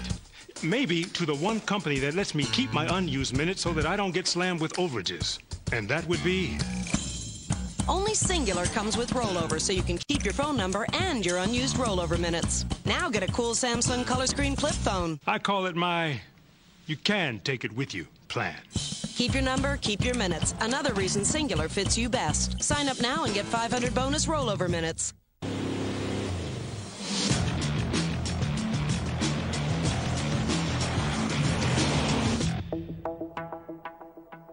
Try as they might, they still can't catch us. The GMC Sierra. Get a Sierra 1500 extended cab available with a pro-grade power pack, including a 5.3-liter V8, XM radio, and more, and get a $2,000 discount. Add the discounted cash back for a total value of $4,500. See your Southern California GMC truck dealers. A new era is off to a flying start in Chapel Hill. Roy Williams looks to return Carolina back to glory in a showdown against Wake Forest. ACC Sunday Night Hoops on Fox Sports Net. McNabb and the Eagles have their sights set on playoff home field advantage, but Garcia and the Niners are primed to bury the Birds. It's a Fox NFL Sunday doubleheader this weekend. Kings have a 3-0 lead over the Phoenix Coyotes. Second period ready to get underway. They have changed that last goal and given it to Luc Robitaille. He is 8th of the year. And Luc had these comments on this season compared with last season when he had only 11 goals in Detroit. Yeah, obviously I'm playing more, so it makes a difference. The more you're out there, the more scoring opportunities you're going to get. And I'm really having fun this year. That's mainly one of the reasons. I mean, we're winning, the team's playing real well, and I'm just having a lot of fun. Well, he's having more fun tonight. He got his 5th power play goal of the year to lead the Kings and his 3rd goal in the last 5 games. Luc Robitaille, certainly that's what he was brought over for. You talk about all the goals he scored in the past. I think the one thing the Kings were concentrating on, trying to improve that power play and get Luc into those situations where he can be effective. Limited space, man advantage. If Luc gets the puck, he's going to put it in. So the official scoring on that 3rd King goal, Robitaille is 8th from Corvo and Modry, and it came with a 2-man advantage. So the Kings this year, with a 2-man advantage, 5 goals in 14 chances. You have a 3-0 lead, Bob. This is important right here to start this period, get some momentum. You're on the power play again. You've got to set that tone again. I know you have a 3-goal lead. How many times have we talked in the past that human nature just to kind of ease back a little bit? Now with a power play, you have that opportunity to make things happen. Wisnowski is all set and patched up, and he's back out there now. Here's a pass over to Stumple. He can't find the puck. He's checked by Paul Mara into the corner. Kings have 2:41 left to go on the double minor penalty to Lankow. Here's Straka up the middle, and it bounced over Wisnowski. Chased down the left side. Here is Tyson Nash. He shoots. Saved by Hewitt, and he just held his position as Nash went flying by. Wisnowski gets it up the left side. Kings on the power play. Here is Wisnowski. Moves it in deep to Stumple. Tried to give it to Straka, but it's taken away by the Coyotes again and brought to center ice and flipped down in deep by Mike Sillinger. You mentioned that position of Hewitt, Bob. He read the play. The only option that Nash had on the play was to take the shot. The Kings had pressure coming from behind, so you come well out to cut down that angle. Michael Camilleri, good to see him back on the ice after he fell awkwardly near the end of that first period. So both of the Kings players injured in the first period are back in action. Kings get it up to center ice. Pass went behind Platt. He picks it up on the left wing. Platt trying to move around Cale Hults. Gave it in to Camilleri. Camilleri quickly over to Robitaille. Kings on the power play. Robitaille back into Camilleri. Back to Robitaille. Robitaille to Camilleri. To Robitaille. Trying to shovel it over to Platt, but it's intercepted and cleared out to center ice. Ryan Savage clearing it back into the Kings zone. Kings with no shots on this power play. They've got 1:22 remaining on it. And it comes up the right side to Camilleri. Pass ahead down the middle. Holtby shoots. Save made. And a big save there for Brian Boucher. Ziggy Palffy's going to be ready all the time. And that time he just came off the bench. And as soon as Ziggy had his stick in position to get involved in the play, the puck was right there. He tried to go tweeners, and Boucher had it taped all the way. The goaltender didn't back up. He stayed right in position. Good job by the goaltender to make sure he knew how fast Ziggy Palffy was coming in. Ziggy Palffy tied for 4th in the NHL in power play points with 17. Tied for 3rd in power play assists with 14. And the puck taken now and into the Kings zone. Picked up by Joe Corvo. Landon Wilson, former quarterback at El Segundo High School and son of Rick Wilson, former assistant coach for the Kings. He threw it in. Here is Stumple. Stumple, he tried to drop it off to Straka. Straka chased it down, got it to Corvo at the left point. Corvo to Straka. He gives it in left side to Palffy. To Wisnowski, and he shot it wide. Rebound picked up by the Coyotes, but they can't clear as it comes over to Corvo. He held it in, and now it is chipped out to center ice by Suchi. Back into the Kings zone, and a penalty, and a shot and a save on Nagy's shot. And the Kings, Wisnowski is going to go to the penalty box. Well, the Coyotes were very dangerous on this penalty kill. Nagy draws the penalty against Wisnowski, so the Kings don't have that feeling of momentum going. Ziggy Palffy did have a chance on the breakaway on the nice pass from Michael Camilleri. Palffy held off the score sheet so far tonight. But when you talk about how effective Ziggy Palffy has been all season long, I'm going to take a look right here on the Jack in the Box leaderboard. Points per game. Ziggy Palffy leads everyone. 1.31 points per game. Mark Savard, who's turned around his career in Atlanta. Robert Long, what a job he's done in Washington. But Ziggy Palffy, when you talk about not total points, but average points per game, Ziggy Palffy leads everyone. So we have a 4-on-4 skating situation for 26 seconds. Then the Coyotes are going to have a power play. Face off in the Kings zone, and comes out to Cale Hults. He spins and throws it into the left wing corner. And in 18 seconds, the Coyotes will have a power play. Hults shots, nice save by Hewitt. And the puck cleared up to center ice, 2-on-2. Here across the line is Avery. Coyote zone, looking for a trailer. Couldn't get it to one, so he threw it in behind the net, and Cale Hults has it for Phoenix. And up to center ice. Check throw there on Radivojevic, and another penalty to the Kings for high sticking. And now Phoenix is going to have a two-man advantage for 1:31. Let's go down to Vanner O'Reilly. Couple of injury reports, Bob and Jim. First on Camilleri, just doing a little taste of Elvis. Just a little shook up, not all shook up. But Wisnowski, the doc said the stick just missed the eye, but luckily it did miss the eye and took about 5 stitches right on the lower lid. So he was pretty lucky. Okay, Van Earl, thank you very much for that update. They are both back in action here. Avery gets 2 minutes for high sticking at 3:20, and the Coyotes have a 2-man advantage for 1:31. Kings have allowed 2 goals 6 previous times. They've been 2 men short. Great chance for the Coyotes here to try and get back in the game. Pass deflected into the corner. Nagy's pass deflected by Nordstrom. Nagy gets it again. He moves it back to the blue line. Now over to Doan. Doan shovels it back on the right side. Nagy's in deep. He feeds it back to Radivojevic. Now to Nagy. Walks in front. Shoots. And a save by Hewitt. Hewitt making sure. Patient right there. Don't leave that near post until something happens with a puck. And that's got to be a split-second decision by Cristobal Hewitt, and he did so. Nagy had the puck down low. Nagy's a left-hand shot on the right side, so he has the good angle. He can shoot it. And Hewitt, when that puck went into the crease, he was there to cover up. Kings win the draw here. Belanger, but the Coyotes, Jan Hrdina takes it along the right wing side. Back to the blue line. Now down in deep. Hrdina's in front of the net. They can't get it to him yet. Now they do, and he scores with a high shot. Hrdina fumbled the pass, but then got control and scored. And it is now the Kings 3, the Coyotes 1. Kings defenseman in front, Yaroslav Modry, I believe it was. He went down to make sure nothing was going to happen. The pass did make its way through, so yeah, power play still for the Coyotes. Nagy tries. There's Modry going down, and you'll see he gets back up. That's when the pass comes. Hrdina did get back. You can see Hewitt. He thought the initial play was going to be dangerous, so he kind of sprawled across, didn't reset himself, and that's the reason Hrdina had time to go right to the top of the net. So isolation again on Hrdina. Keeps the goaltender high. We talked about it coming into this period, how quickly things can change. The Kings did not have a good power play. Now, I'm going to say that after Ziggy Palffy had a breakaway.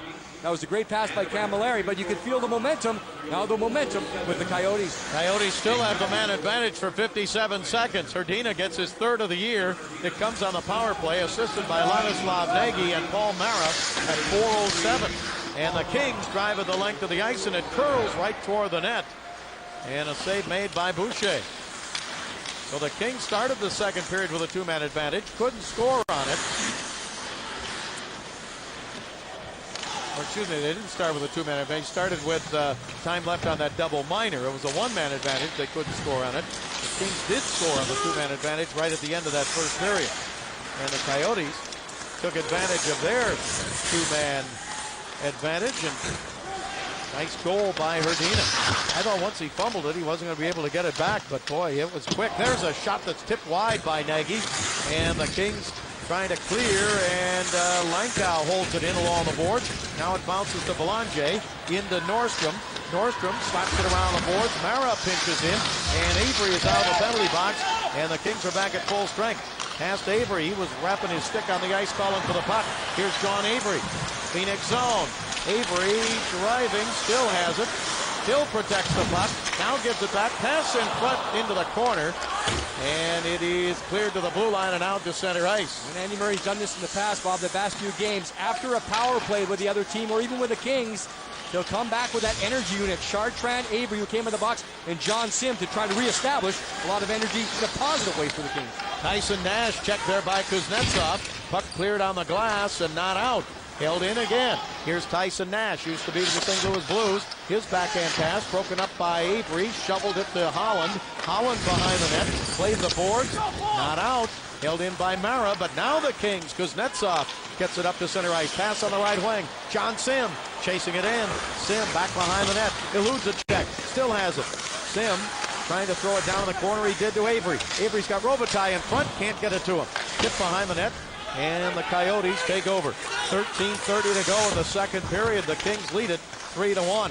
Here's Robitaille at center ice, but his pass taken away, and it rolls across the blue line into the Kings zone. Rolled away from Jeff Tate. Kings have it again, and up to center ice is Corvo. His pass to the Coyote line, and an offside called against the Kings.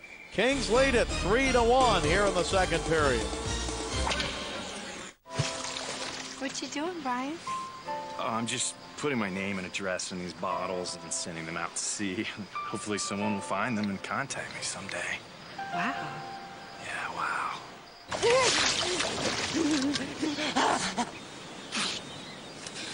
Why? Why do you torture me, Brian Henderson of 12 Maple Lane? For the great taste that won't fill you up and never lets you down, make it a Bud Light. Brian! Nice to meet you.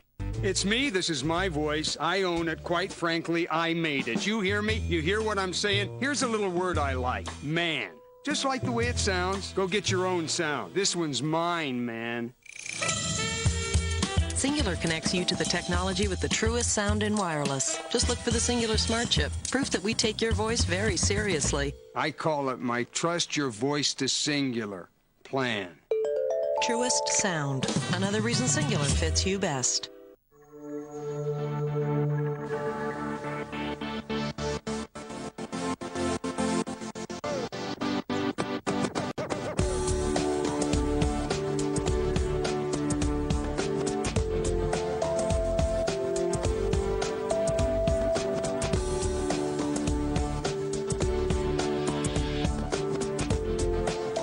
Raymond Weil, Geneva, the Parsifal Collection.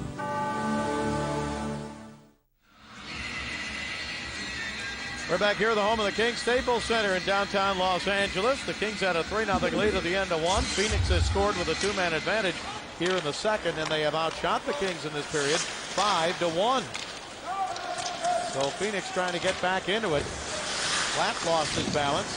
Players tonight have stumbled down there on the ice. Here is Savage. His shot and a save by Hewitt. That came through some traffic. And the Kings' Trent Platt gets it up to center ice, but out of the reach of Belanger. Pass up to center ice, and Damon Langkow backhands it to the King line. Intercepted there by Frolov. He gives it to Trent Platt. Platt trying to get around Paul Mara. Platt checked down in the corner. He gets spun around. Mara with it. Sends it around on the left wing. And Brian Savage brings it to center ice. Throws it into the King zone, and Manny Nordstrom, he's checked hard and knocked down in the corner as the puck comes up to Joe Corvo. Good. Now sent ahead. That was Shane Doan that checked Nordstrom down the corner. The Coyotes cleared out to center ice. Only man in the NHL, Manny Nordstrom, loves to get hit. He just loves it. Here's Savage. His shot and a save by Hewitt, and the rebound swept away. So the Coyotes are getting some chances here, and Cristobal Hewitt keeping him off the board on that shot. Here is Vishnowsky to Robitaille, and a save by Boucher. And there's a goaltender that feels a little bit more comfortable. Boucher, he knew the shot was coming. He moved across, no holes. Noah Clark, second game in the National Hockey League, singular fast fact. Notable, a couple of the 9th round picks in Kings history. Mary Lassard, of course, he was an all-star back in 80-81. Darrell Evans, miracle on Manchester, scored the goal. Luc Robitaille, 171st pick. Martin Sturback, and of course, Noah Clark. He was picked 250th overall, 9th round. Kings win the draw, and it rolls out to center ice, and they chase it down. We want to send birthday congratulations. 81st birthday to Larry Mann. What a great Kings fan he has been ever since day one. He was a Kings fan before the Forum was ever built. In fact, he picked up his Forum season tickets, his Kings season tickets, wearing a hard hat because the Forum was still under construction. So happy birthday, Larry Mann. Here in the left side, Camilleri with a shot and a save, and the rebound just out of the reach of Robitaille. He had just gone to his left a little too far, and he couldn't reach back to get it. Kuznetsov, his pass to the blue line, gets out to center ice past Matthew Spiller. Spiller's a rookie, only 20 years old for the Phoenix Coyotes. Kings have it again. And a shot from the left side by Robitaille, and a glove stop by Boucher. He hangs on for the face-off. Well, the vintage jerseys that were worn by the Kings in the pregame for last Tuesday's game will be auctioned off during the game this Saturday against the Colorado Avalanche here at Staples Center. All jerseys will be autographed by the player who wore the jersey in the warm-up, and all proceeds will benefit the Kings Care Foundation. Puck slides up on the left wing side, and Coyotes clear it out to center. Cale Hultz moved it ahead, but Ziggy Palffy came back to take it. Now sent across the line by Modry. Boucher puts it back behind the net. Kings got 2 goals within a minute 26 in the first period. Then added one with a 2-man advantage at the end of the period for a 3-0 lead. But Coyotes playing much better in a 2-line pass. And at center ice, it was Vishnowsky losing his balance. Well, let's take a look back. Talk about vintage. Here's Pete Demers. 32nd season with the Kings, 2,500 consecutive game tonight. Worked his first game October 7th, 1972. That's what he used to look like. That's what he looks like today. Puck taken by the Coyotes back in their own zone. I said on the video board, Jim, we were in our open on a tribute to Pete, and you know this as well as anybody. He will do anything for you, anytime, anywhere. If you're injured, if you're ill, whatever. And you mentioned it in the preseason as Mara loses his balance. What's going on out there? But Pete is so dedicated and very, very concerned about the well-being of everybody in the organization. And that's important. Again, the injured players feel like they're not part of the team. And Pete Demers make you feel part of the team while you're rehabbing and getting back. I remember on the road, Bob, you're sick or something, you need some medication. You call Pete Demers up and, Pete will say, okay, we got this. I'll be right up, Pete, to get it. No way.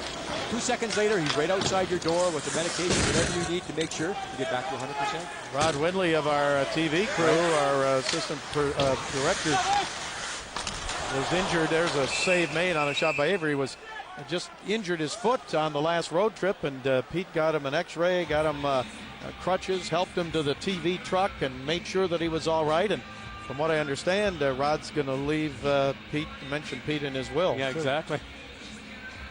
Hopple on, Rod.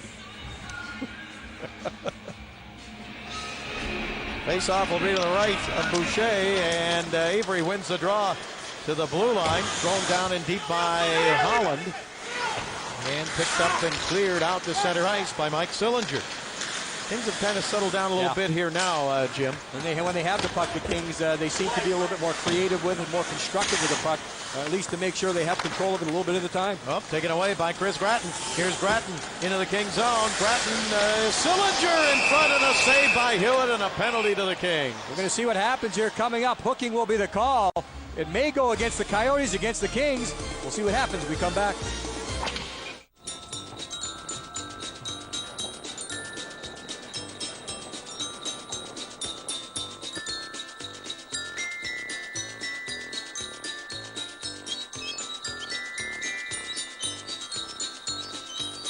Just stop. That's not on anybody's list. Hectic holiday shopping can wear you down, so Staples makes it simple with digital and technology gifts that are easy to buy. And right now, Staples.com orders are delivered free. Holiday gifts at Staples. That was easy.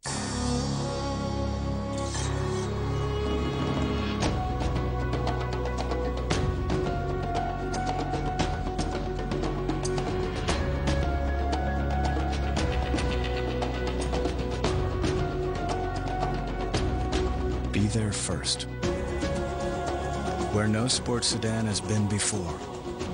The all-new 270 horsepower Acura TL, a higher form of performance.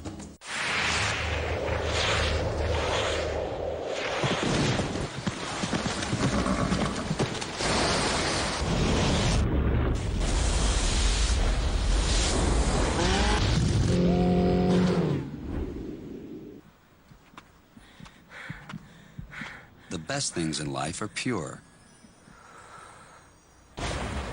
Aquafina, purity guaranteed.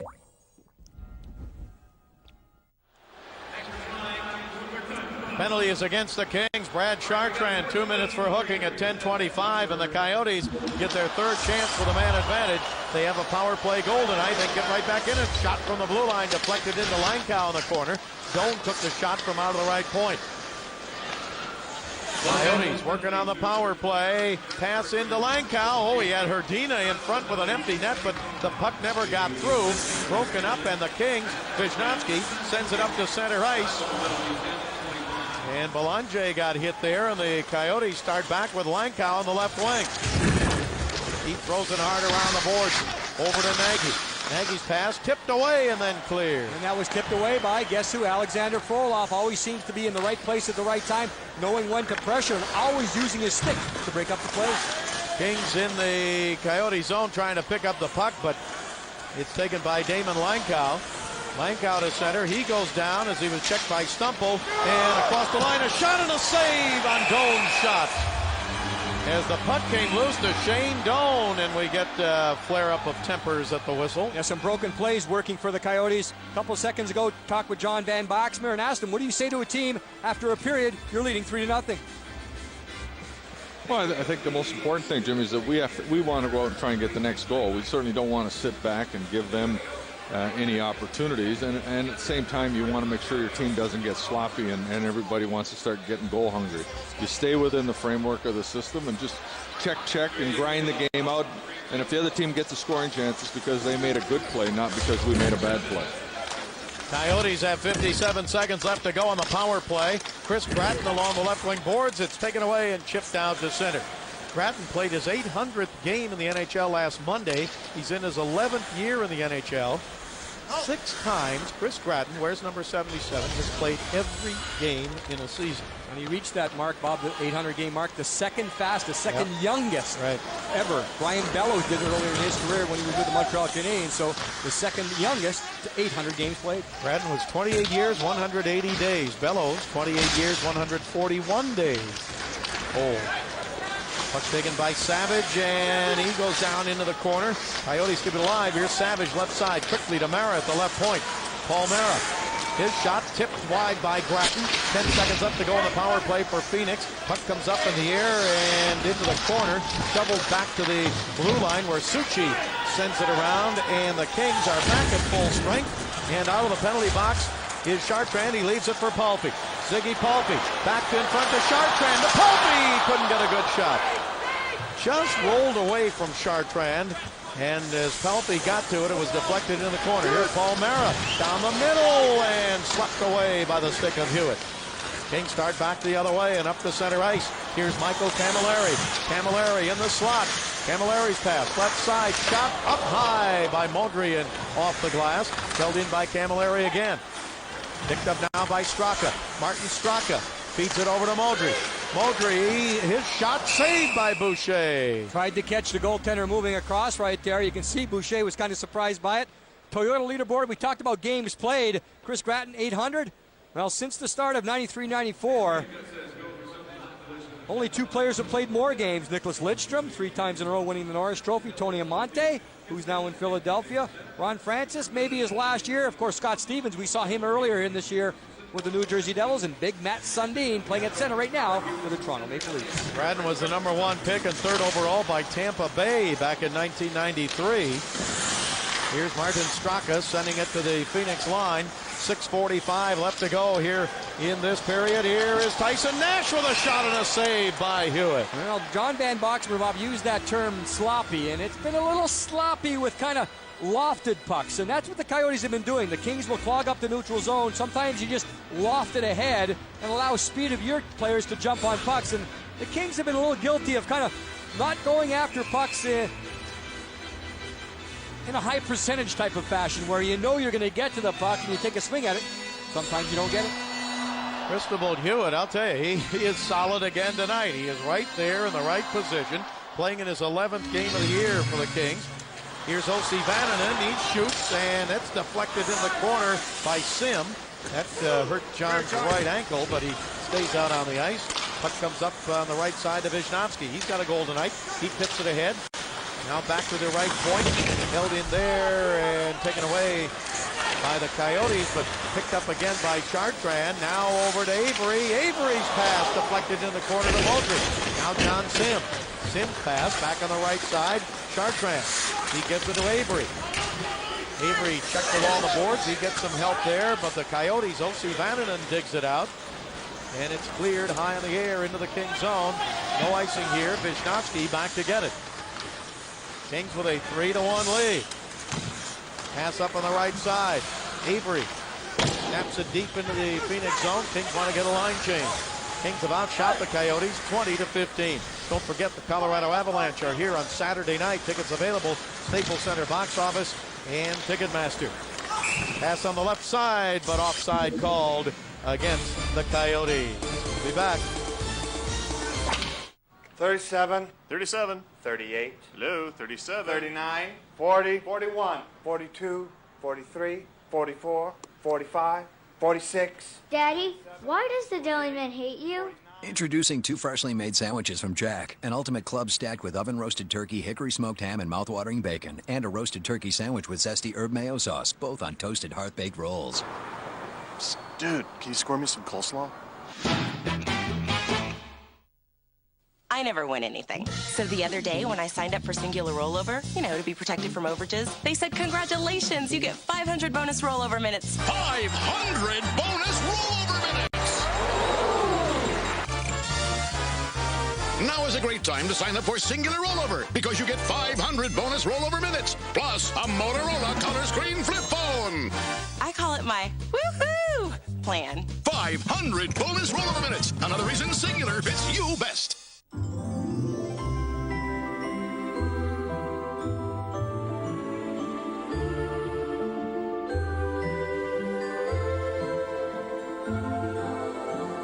What are you dreaming about this winter? The Mercedes-Benz Winter Dream has begun with 2.9% APR financing for 36 months on select Mercedes-Benz C, E, M, and S-Class models. So visit your local Mercedes-Benz dealer. Kings with a 3-1 lead here with 5:36 to go in the second period. Kings looking for their 5th straight win here on home ice and their 9th win at home during the season. Stumple on the draw. He's got Palpy up on the right wing, and the puck taken across the line by Stumple. Stumple backhander wide, rebound to Palpy. Noah Clark the other wing on this line. As the puck comes into the corner, Palpy gets checked there, and the puck taken away. Jan Hrdina with it. Hrdina missed 11 with a fractured toe on November 16th. And he's got the goal tonight. The Phoenix Coyotes. Here behind the net. Nagy comes along the boards, drops it off to Radivojevic. He tried to give it back to Ladislav Nagy. Nagy with 14 goals on the year. He throws it down in behind the net, gets it back to Hrdina, but it's knocked down, and a loose puck is in the corner, taken by Stumple. He tried to make a hand pass, and he did. He got it over to Modry. Modry got it to the blue line and out to center ice. Cale Holtz was trying to hold it in, but he got checked there. Now the Kings back in their own zone again, but the delayed whistle finally blows on the offside. Take a look at the Pepsi home games. I mentioned the Colorado game coming up this Saturday with all the big stars of the Avalanche. Then San Jose on the 27th of December, and the New York Rangers' only appearance here on the 30th. Tickets available, Staples Center box office and Ticketmaster. Puck is chipped out to center ice, taken on the right wing by Alexander Frolov.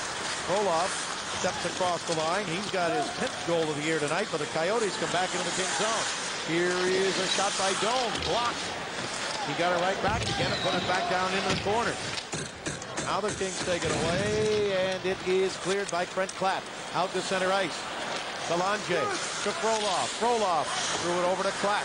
Klatt on the right wing side. He still has it. Put it down in deep, and it's taken behind the net by Radoslav Suchy. Up to center ice to Lankow. Lankow's pass taken away, and it is flipped down in deep by Joe Corvo. 3:45 to go in the second period. Damon Lankow up to center and hounded from behind by Wisnowski, who took it away, or excuse me, Camilleri, who took it away, and then he got hit. Here's John Sim. Sim driving in and lost the puck. Out to the right point where Holland holds it in. Brian Savage trying to clear it. He didn't. Kings hold it in. John Sim, left wing. He gets cut off by Suchy. Gives it to Camilleri. Camilleri and Savage down into the corner. And Savage all over the head of Camilleri. Now Camilleri rolled it up the middle. Penalty coming up. Hooking is the call. Tenacious and quick. Camilleri spinning Sim there, just forcing the Coyotes into a penalty.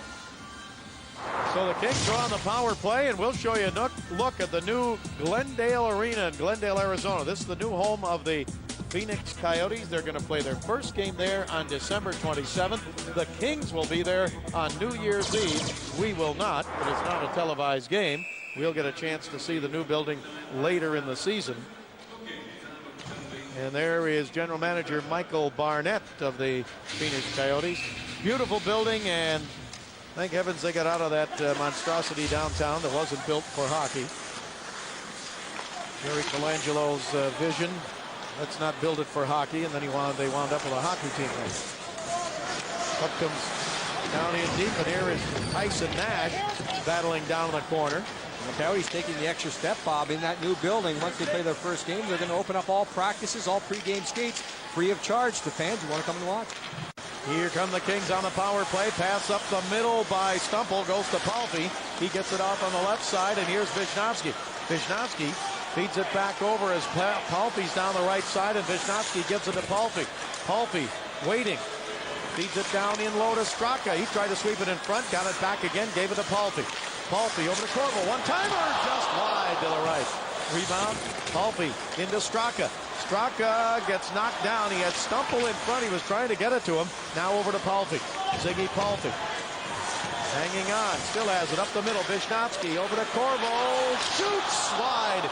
Rebound comes all the way back to center ice. So the Kings had control. They had traffic in front. They had Joe Corbel with a play. He just took the wrist shot, elected not to take the slap shot. That was the right idea. But in those plays, when you miss wide, you see what happens. The puck comes all the way out of the zone.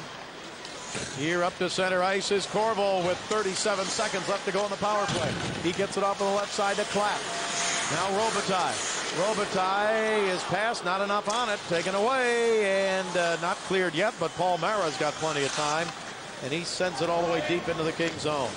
1:33 to go here in the second period. 17 seconds to go in the King power play. Kings with a 3-1 lead. Nordstrom sends it across the line. Gratton broke it up and didn't clear it. Nordstrom holds it in again, but now Gratton to center ice. Here's Gratton on the left side, 2-on-2. He shoots, saved by Hewlett, and a penalty coming up against the Kings. And it's going to go against Matty Nordstrom. Tripping will be the call. So the Coyotes again create one of those loose puck situations, go back in what would have been an outnumbered attack. The play happens right down in here with Matty Nordstrom. You see him take down one of the players, and from that point on, Nordstrom's going to the box. Turns into a 2-on-2 with a back checker right here. Hewitt well out to meet that shooter. So reading the play once again, but the penalty comes up. 1:14 remaining. We're going to be a little bit here, a 4-on-4 for 1 second, and then the Coyotes will be on the power play for the rest of this period. Face off in the King zone, and the Coyotes on the power play now. Nordstrom for tripping at 18:46, and an offside called against Phoenix. So, of course, when you talk about momentum, when you talk about priority shifts, this one is big as they get for the LA Kings. Came into the period with a 3-0 lead. The Coyotes got on the board earlier. 2-man advantage. End of a period, those momentum-building shifts. The Kings have to be strong here on the penalty kill. Coyotes win the draw. David Tanabe gets it off on the right side to Doan. Shane Doan down in deep. 1 minute left to go in this period. Kings trying to get out of the period without allowing the Coyotes to get back in the game. Doan's got a man in front.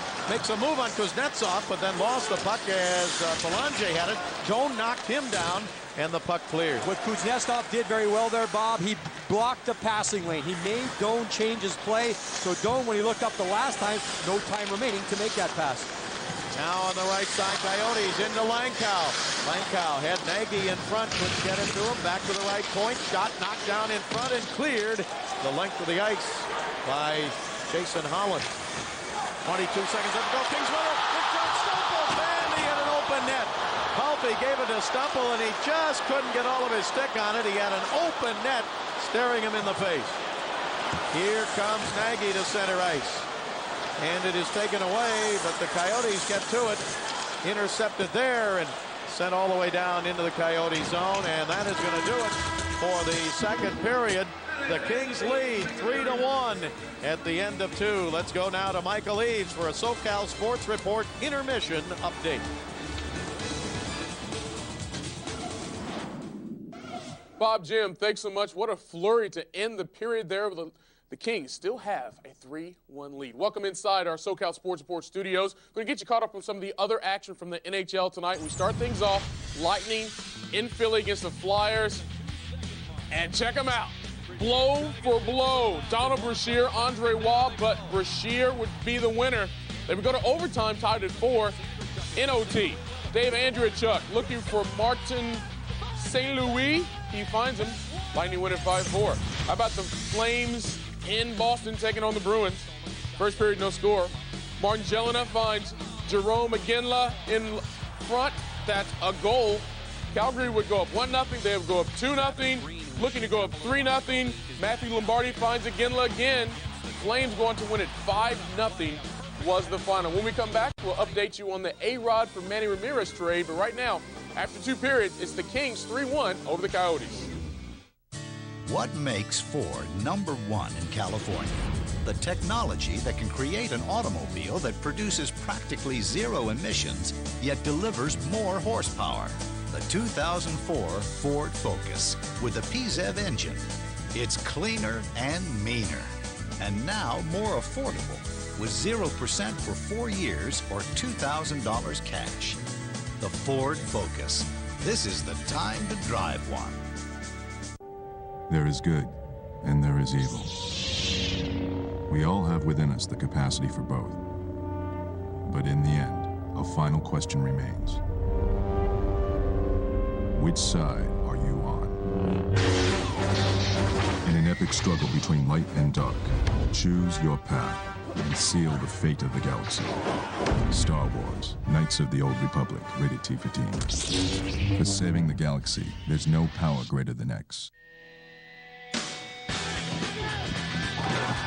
Tradition. A look on the other guy's face. To be my own Manning. Being a woman. Because last year, I couldn't. Millions of little girls. Every athlete is fueled by something.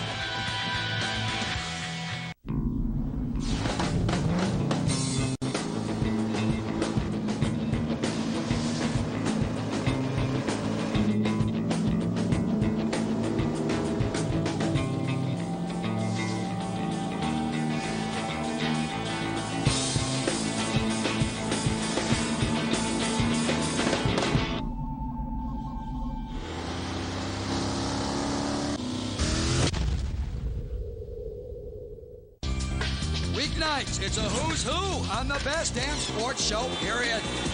It's a fact! It's the clubhouse for Hollywood and Hall of Famers. Please welcome The Rock, Pamela Anderson, Chris Rock, Jesse Jackson, Cuba Gooding Jr. Where anything can and will happen. This is too good and too much fun. Just move your hips in a circle. That is must-see T-Busy right there. Tonight on Fox Sports Net. On the next Beyond the Glory, Nick Van Exel had NBA talent, but also a chip on his shoulder.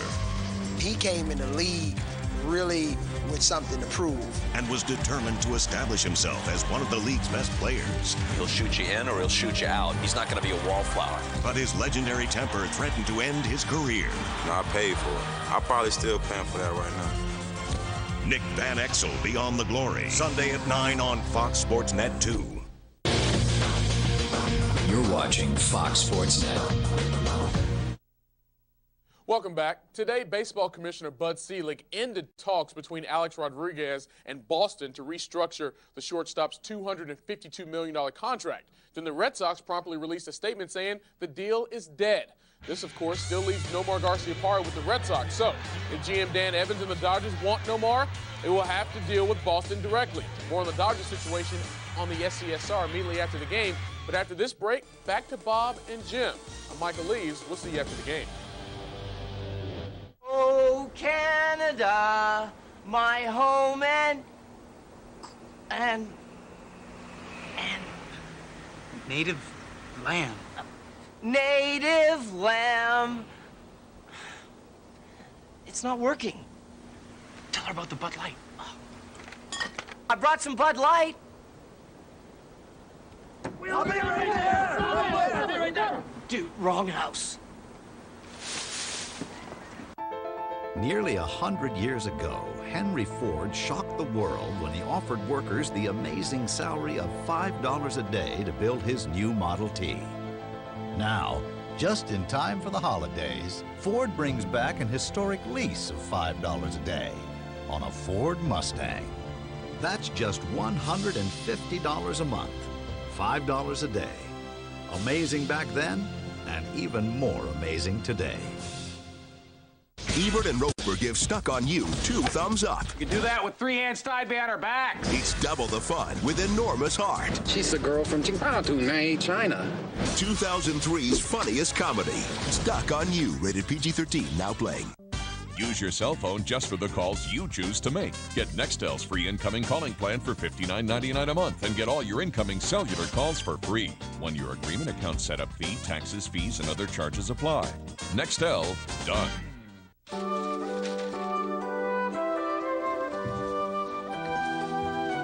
The Lexus December to Remember sales event.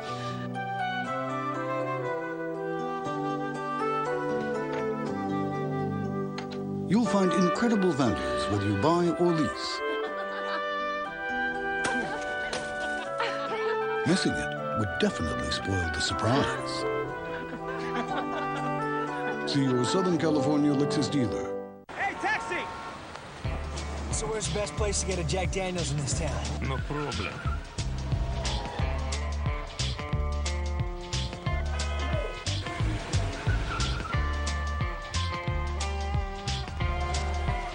Here you go, guy.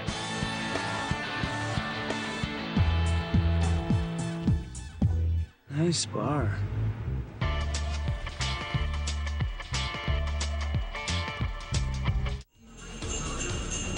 Well, a weather phenomenon here. It was 86 degrees when I was driving here today, and they're trying to catch snowflakes here at Staples Center. Jim, the Kings, I think, survived that second period because Phoenix was threatening to get back in it. Yeah, when you go back to the first period, the Kings were all over the Coyotes from the standpoint of making them feel uncomfortable with a puck. It turned around in the second period, a couple of loose pucks. There's Frolov back in the first period. The Kings have a 1-0 lead. The Kings keep going. Stumple with a stop-up. Vishnowsky with a follow-up. The wrist shot 2-0, and the Kings keep going again on the power play. Luke Robitaille just gets a piece, but that's enough. You go in the second period. The Kings had a power play to start, but then Herdina readjusts himself, getting that pass on the two-man advantage. That's where we stand. 3-1 Kings. And the Coyotes are going to have a man advantage to start the third. We'll be back with more from downtown Los Angeles.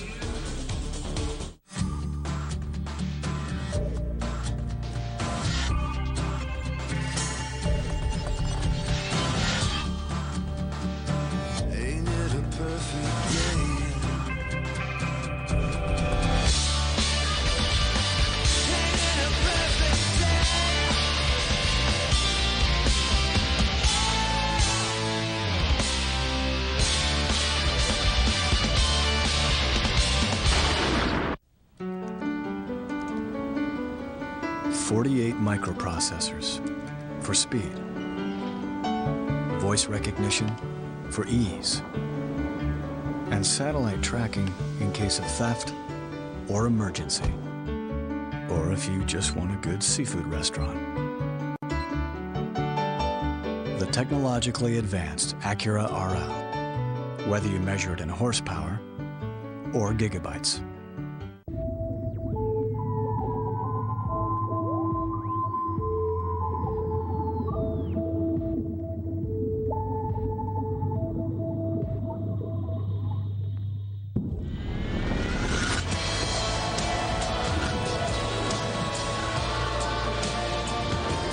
Samsung, it's extraordinary. Driven by DNIE technology. Samsung LCD TV. The power of LCD. My friends in Mexico who helped me create our most authentic tacos ever invited me back to celebrate the success of our new Tacos del Carbon. 2 hot corn tortillas, grilled steak or freshly grilled chicken, diced onions, fresh cilantro, and an Anaheim chili sauce. Hey, everybody, I brought a piñata for the party. Tacos del Carbon. Choose either marinated steak or freshly grilled chicken. Tacos del Carbon, only at Del Taco. The new 2004 Ford F-150. Not just redesigned, but reinvented. It brings a whole new level of performance, luxury, and toughness to what was already the best-selling truck in America. It's the best in its class in towing capacity, payload, low-end torque, frame strength, and inside, it feels like a luxury sedan. The next F-150, it's here. Happy holidays from the Los Angeles Kings, Fox Sports Network. We're back live at Staples Center. The Kings with a 3-1 lead after 40 minutes of play. They had a 3-0 lead after the first period, but the Coyotes come back in the second on the power play to get things going. GMC stats, shots on goal. The Kings in the first. You can see the story in the second. completely turning around. The Coyotes doubling up on the Kings 12-6. Scoring chances getting a little tighter. Each team with 1 goal on the power play. We're going to see one of those right now. The 2-man advantage by the Phoenix Coyotes. The puck will go down in the corner to Nagy, and Nagy just waiting to see if any lane will open up whatsoever. What happens here in front of that, watch Jaroslav Modry. He's going to go down to block the passing lane. But what happens, there's a delay, and Modry gets back up. So Nagy says, okay, now there's going to be room. You'll see the initial move by Hewitt. He comes across. Then he doesn't readjust himself. Great play by Hrdina. He gets it back with one stick handle, then right to the top of the net. That put the Coyotes on the board. Something I don't know if I've ever seen before, a small play. It's going to be a 2-line pass here. The Coyotes breaking out. Wisnowski falls down. The pass comes from inside the blue line, and it is going to be a 2-line pass. Keep an eye on Josef Stumpel right here. Watch Stumpel. Does he break it up?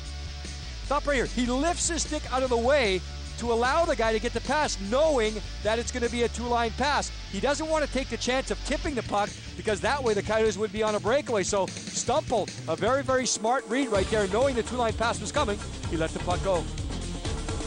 3-1 Kings over the Coyotes. We come back, we'll hear from one of the Kings coaches. Coyotes and Kings on Fox Sports Net. This woman did a smart thing. She went to the 25th annual Toyotathon, the year's biggest sales event. So did he. They came for the best selection and great year-end values, featuring the legendary Camry, the #1 selling car in America, the all-new Solara, and Corolla. J.D. Power named it the most dependable compact car. Yes, Toyotathon is the smart time to buy. Hurry to Toyotathon's 25th anniversary. The year's biggest sales event is going on at your Toyota dealer now. On page 91, data for the new creamy caramel. Oh, it's a shake, for goodness sake. For goodness sake, I got the hippie shake. Yeah, I got the shake. I got the hippie shake. Shake it to the left, shake it to the right. You do the... I want to work there.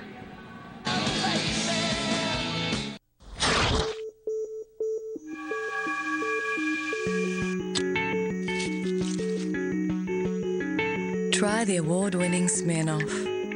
Neat. Please drink responsibly. Michigan State looks to fight their way back to the top.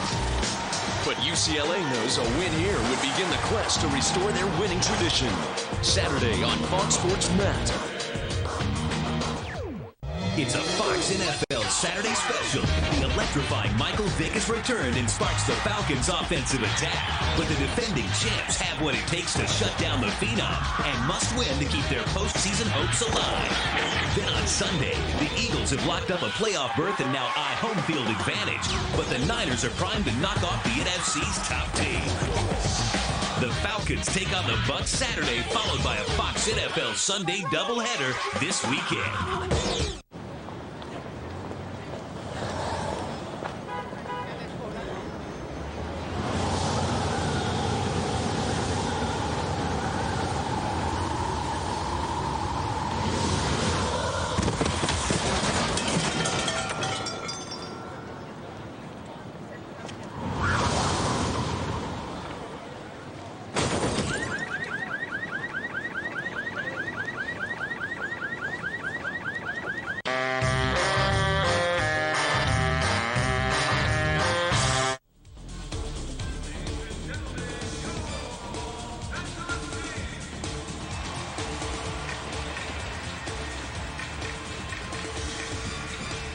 We are back at Staples Center, the Kings and the Coyotes. The Kings with a 2-goal lead. Joining us right now is Kings goaltending consultant Andy Nowicki. And Andy, I guess the question is about Cristobal Hewitt. Tell us about his strong points in goal for the Kings. Well, he brings a strong technical package for sure, Jim, and we like what he does. Very solid combination guy, and you know, he'll make the save standing up. He'll take the bottom of the net away if need be, and that produces a very, very strong product. What do you think is the first thing that a young goaltender has to learn when he becomes a goaltender in the NHL? Well, I think it's just adjusting to the skill and the speed of the play.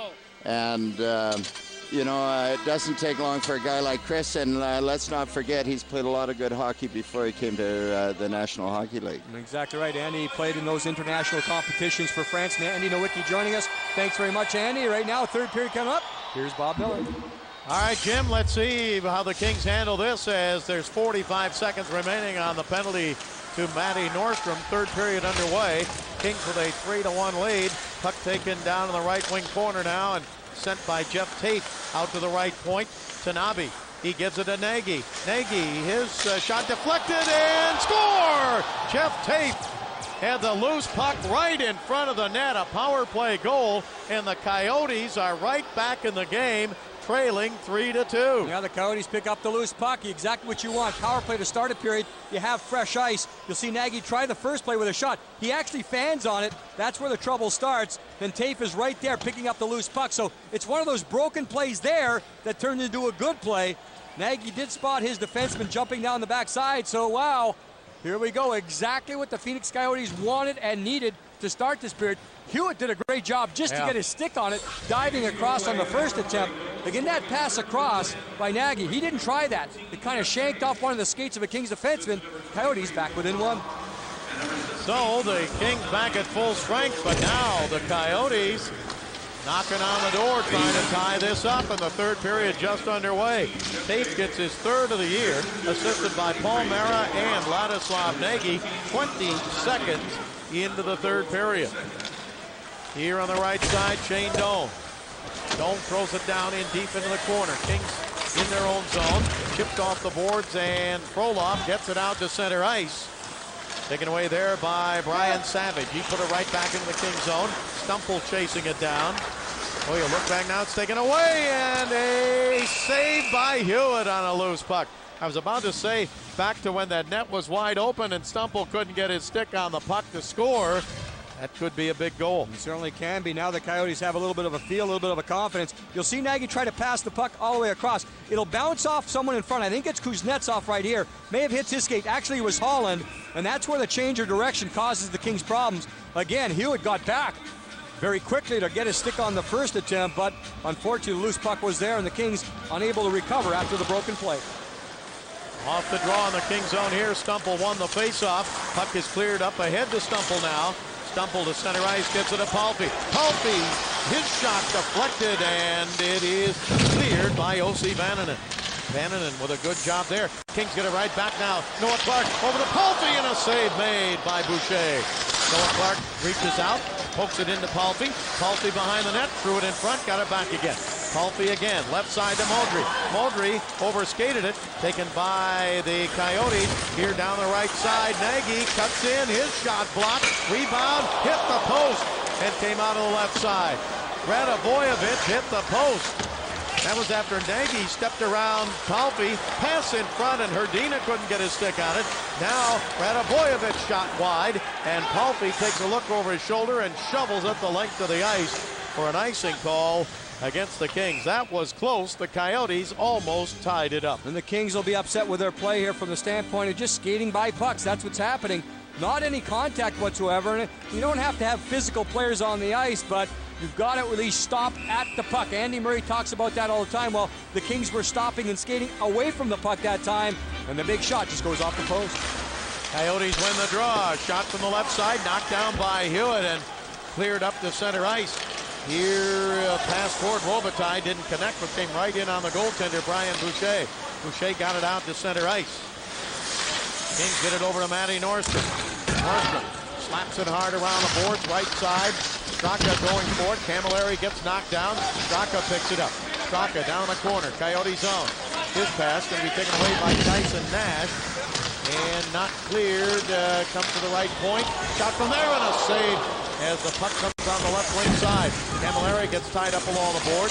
Corvo got that shot. Camilleri couldn't get his stick on the rebound, and the puck cleared out to center ice. Coach Bobby Francis of Phoenix says Tyson Nash has the ability to change the complexion of a game with every shift. He'll take the body, that's for sure. Used to be with the St. Louis Blues, and he can be a real pest. He's outstanding at drawing penalties. Coyotes in the Kings zone again, intercepted there by Sean Avery. Avery to center ice, but it's taken away by Jeff Tate. Tate throws it back on the right side into the Kings zone. Going down the right wing, Sjostrom, Frederick Sjostrom, pass in front, and Sjostrom couldn't jam, or Wilson couldn't jam it in. Kings have a 3-on-2. Here across the line, a pass tipped away and up the middle. held in by Chartrand. Back over to Kuznetsov. His shot knocked down, and the Coyotes start the other way. Deep into the Kings zone, the Coyotes want to get a line change. Landon Wilson had a great chance right in front of the net, but couldn't put it in, and the Kings still have a 3-2 lead. Pass up the middle to Chartrand, but off of his stick. Now it deflects out, and an offside called here. Coyotes back within one. We're going to go back for our next L direct connect, though. Luke Robitaille in front, turn around, face it, and get a stick on it, connecting to the back of the net. Luke Robitaille with a power play goal. That made it 3-0, but of course the Coyotes have come back. 2 power play goals in a row, one a 2-man advantage, that last one a 1-man advantage. So the specialty team's important tonight, and the Kings still lead it, though, 3-2. Since coming to the Kings in '99, Ziggy Palffy has more points against Phoenix than any other player in the NHL, but they've done a pretty good job tonight holding him off the score sheet.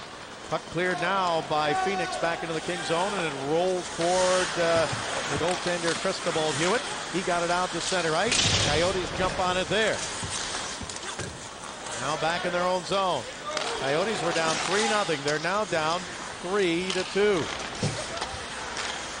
Kings in their own zone, clear it out to center ice. Here's Belanger with it. Now up on the left side to Frolov. His shot deflected wide by Cale Hults. Frolov picks up the rebound. Kings getting some new players out on the ice as the puck comes up to center ice, and Shane Doan with it. Doan waiting, throws it up the middle, and it rolled off the stick there of Nagy. He looked like he was going to go to his backhand and tie the game, and it rolled away. And Bob, that play started well up the ice with the Kings again hoping to get the puck instead of stopping at the puck. Nagy to Hults, and his shot deflected. Corvo can't clear. Shot from the blue line deflected wide. Back behind the net. Picked up there by Herdina, but slapped around the boards and out to center ice. Yeah, loose pucks. The Kings are kind of going, okay, I'm going to get it. It'll be on my stick, and they're skating by it.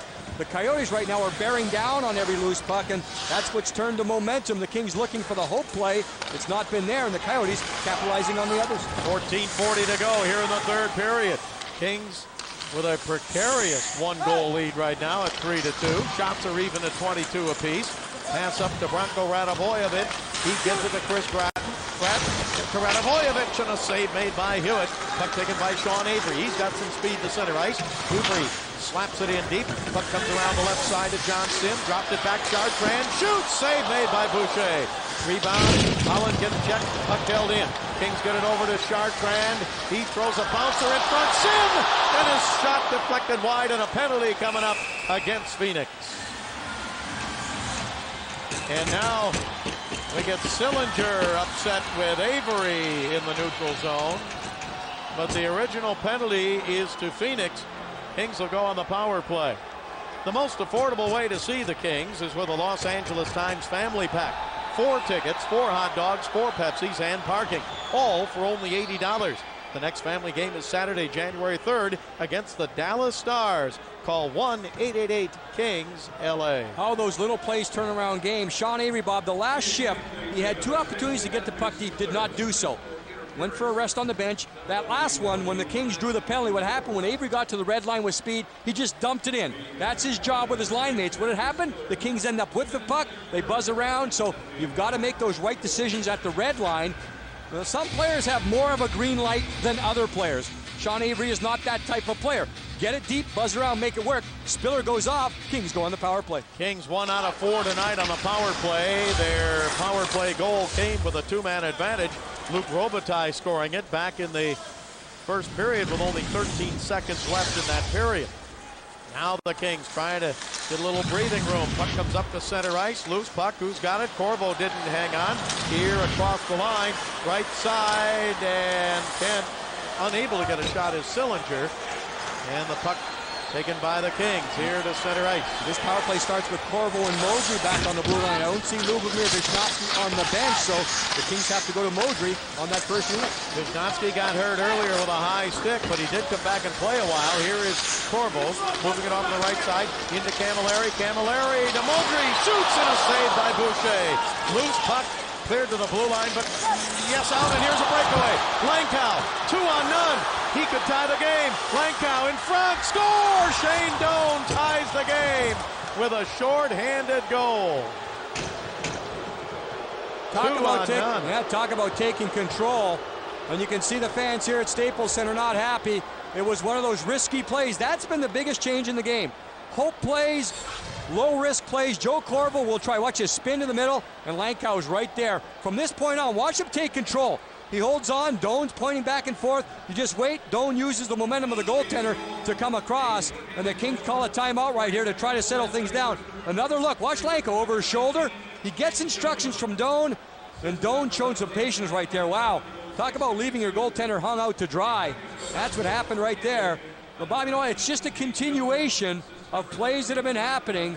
The Kings had the 3-0 lead, and all of a sudden it's turned around. The Kings trying to hope plays, and the Coyotes capitalizing on them. Fox Sports Net presents Kings Hockey, brought to you by Singular, the wireless company that fits you best. By Pepsi, the joy of Pepsi. By Gatorade Thirst Quencher. Gatorade, is it in you? And by Jack Daniel's Tennessee Whiskey. Nobody makes whiskey like Jack Daniel's. Now the Kings do have 1 minute and 2 seconds still remaining on this power play, and Andy Murray goes with Straka, Stumple, and Palffy up front. Modry and again Corvo out there on the blue line, so Shane Doan puts his team even. The Coyotes capitalizing on the sloppy play of the LA Kings. Kings will try to get this one back here in the remainder of the power play. That was the third shorthanded goal allowed by the Kings this season, and for the Coyotes, only their second shorthanded goal of the year. Here is Ziggy Palffy.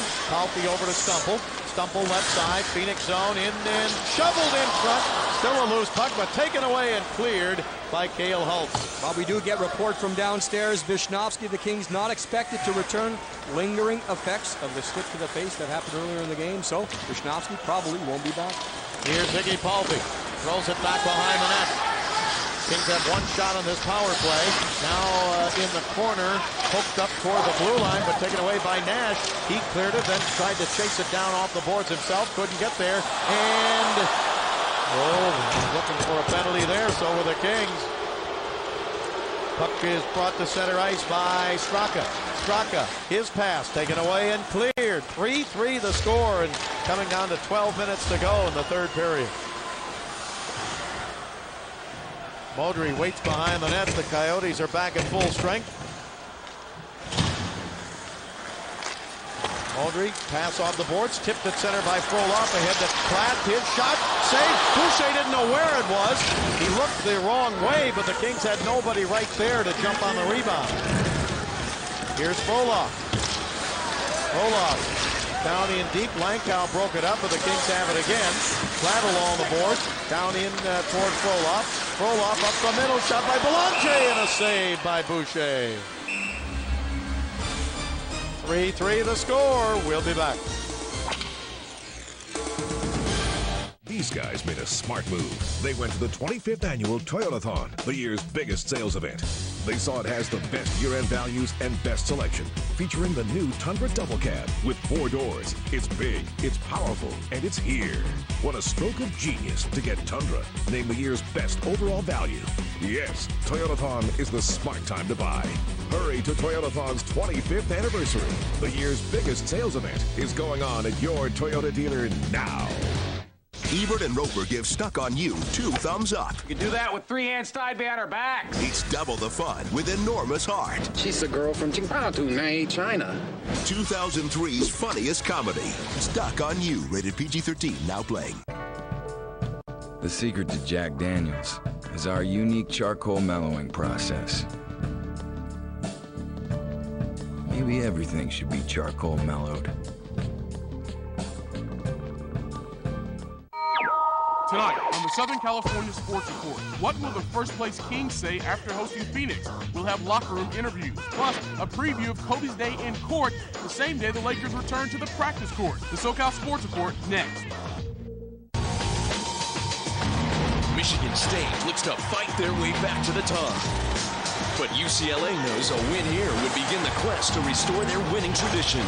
Saturday on Fox Sports Net.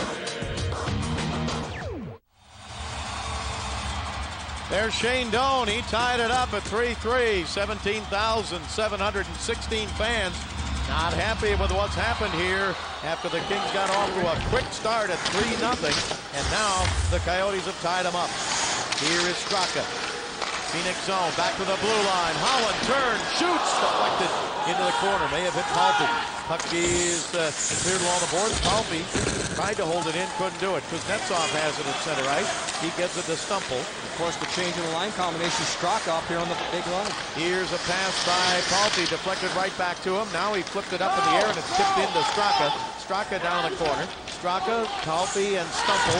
Puck is cleared out to center ice by Radivojevic and into the King zone. Holland back in to get to it. He gets checked by Nagy. And Nagy trying to take it away, and he did. Nagy shoots, save, rebound, back behind the net. Picked up there by Tate. Now a pass up the middle. Who's going to have the strength to get it? It was Nagy. And Nagy gets the puck again. His shot deflected, rebound. Just tipped wide. Kuznetsov sprawling in front. Kings can't get the puck. Shot by Tate and a save by Hewitt.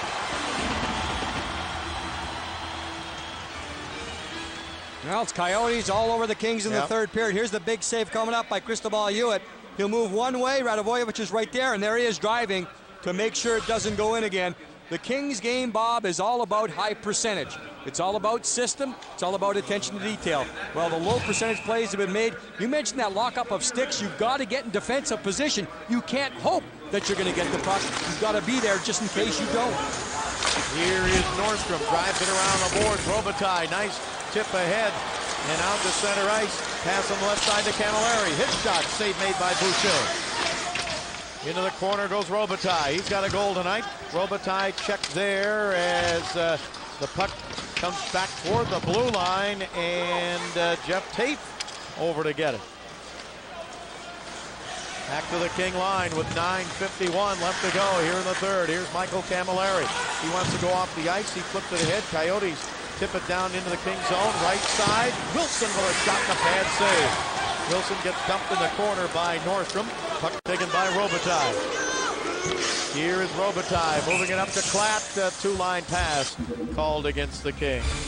So Cristobal Hewitt makes a big save to keep the game tied right here on Radivojevic. Today we salute you, Mr. Way Too Much Cologne wearer. Like a bullhorn, your cologne announces your arrival 4 blocks before you get there. Here he comes now. Here a splish, there a splash. You don't stop till every square inch of manhood is covered. Everywhere a splish splash. So crack open an ice cold Bud Light, Mr. Way Too Much Cologne wearer. Way too much cologne wearer.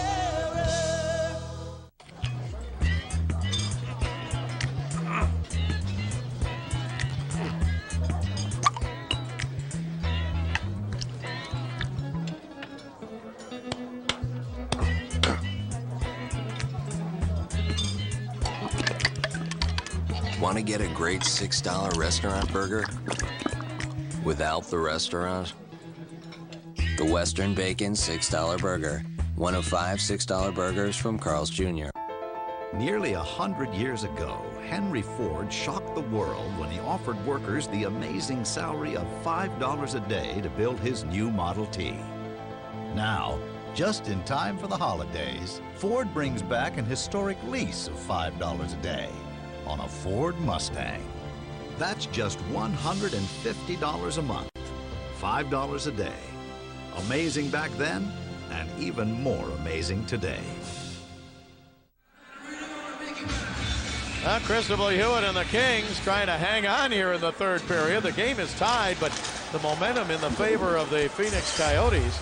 And it has taken a couple of big saves by Hewitt to keep Phoenix from taking the lead. Kings try to clear to center, and they do. A pass off on the left wing side, and Frolov sends it across the line, but offside called against the Kings. Our Jack Daniels game summary with things, turning things around. Well, it turned around here in the third period. Power play tape is there to bang in the wide open net. Then 2-on-0, shorthanded. Shane Doan makes the move, very patient there on the breakaway. That's where it stands, 3-3.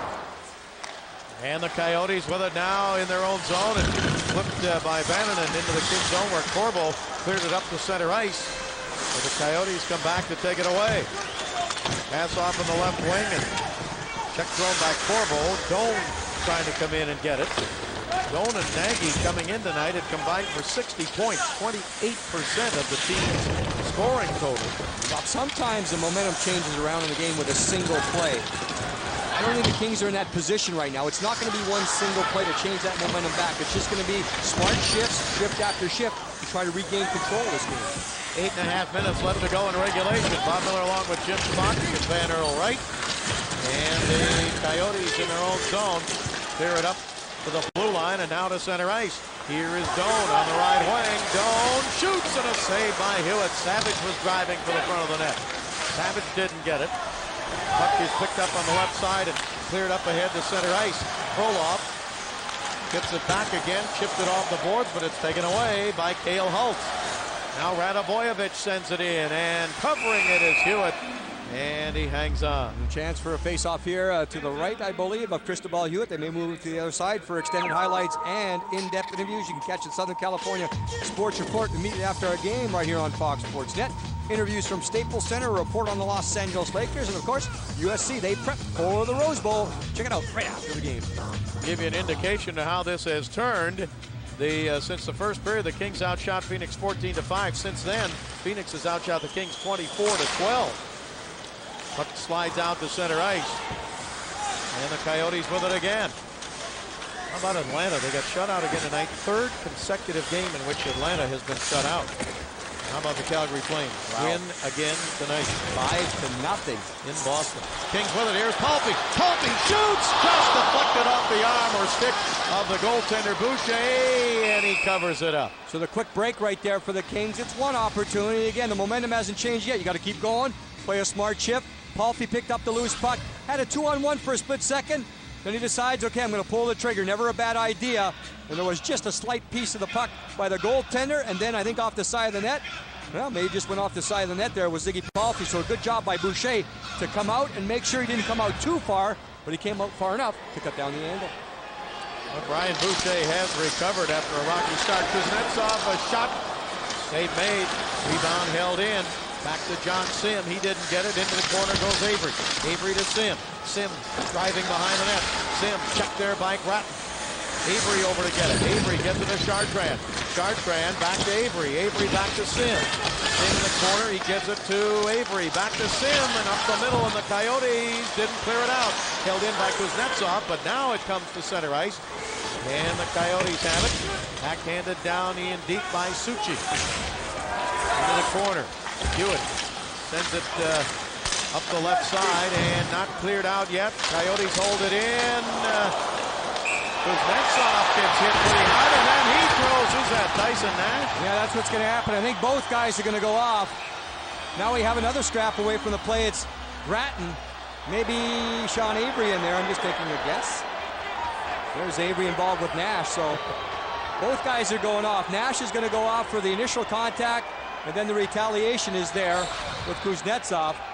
There is the big collision in front. Now, nothing happening there. There's the cross-check by Nash, so that upsets Kuznetsov. You can't blame him for that.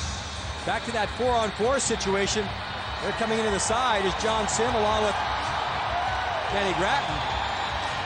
Excuse me, Chris Grattan. Danny Grattan way back in Kings history, huh? Not vintage night tonight. No, it is not. There is Tyson Nash going to the box, so we'll have that 4-on-4, and as Bob told us earlier, the Phoenix Coyotes are very effective in that situation, 4-on-4 with a little bit more open ice. They seem to have that advantage. The Kings trying to settle things down. 3-3 is the score here with 6:50 to go.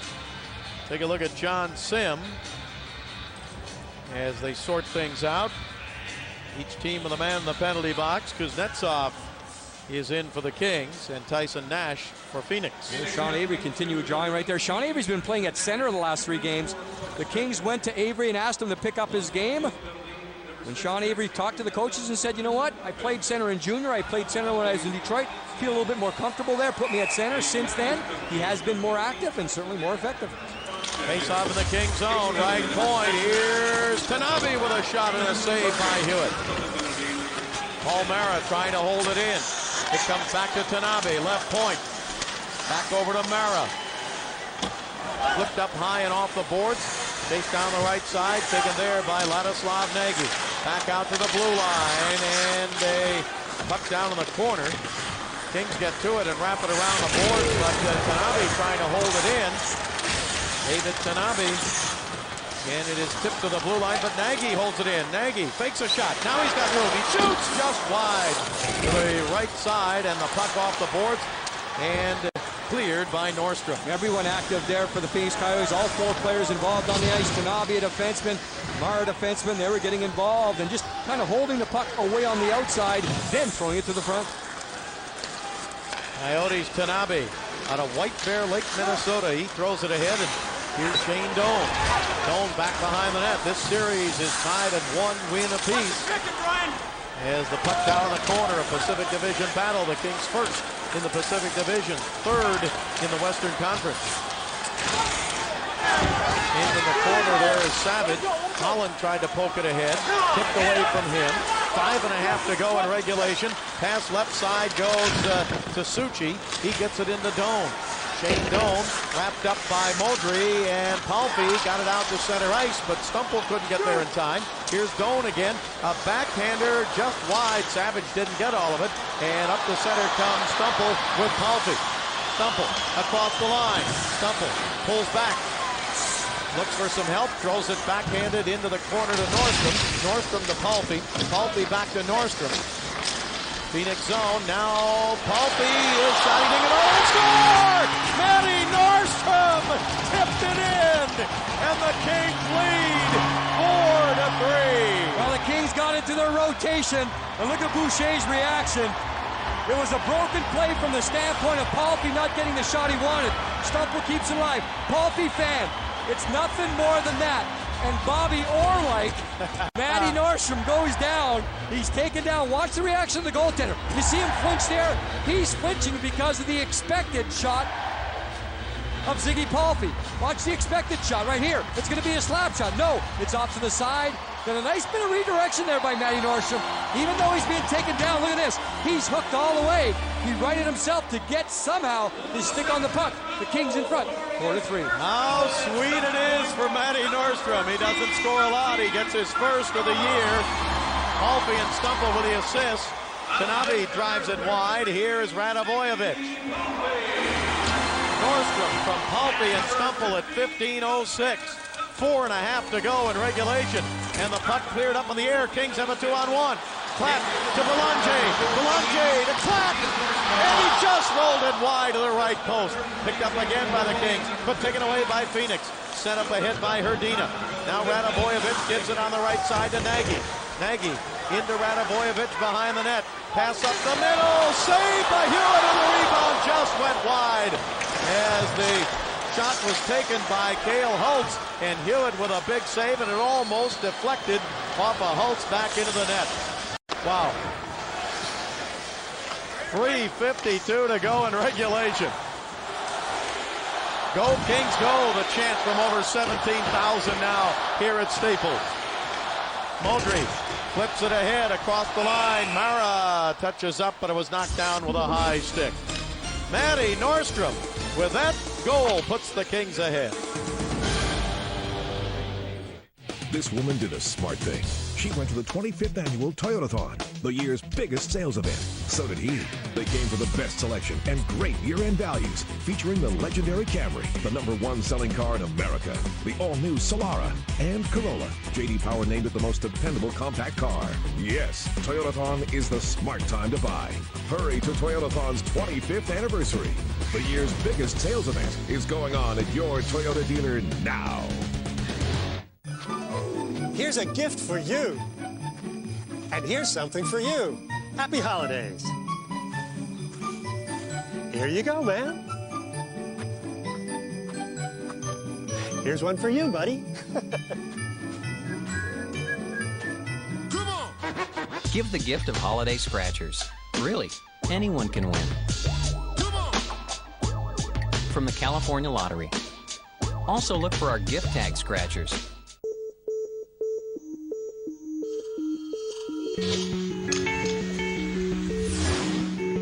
Try the award-winning Smirnoff. Neat.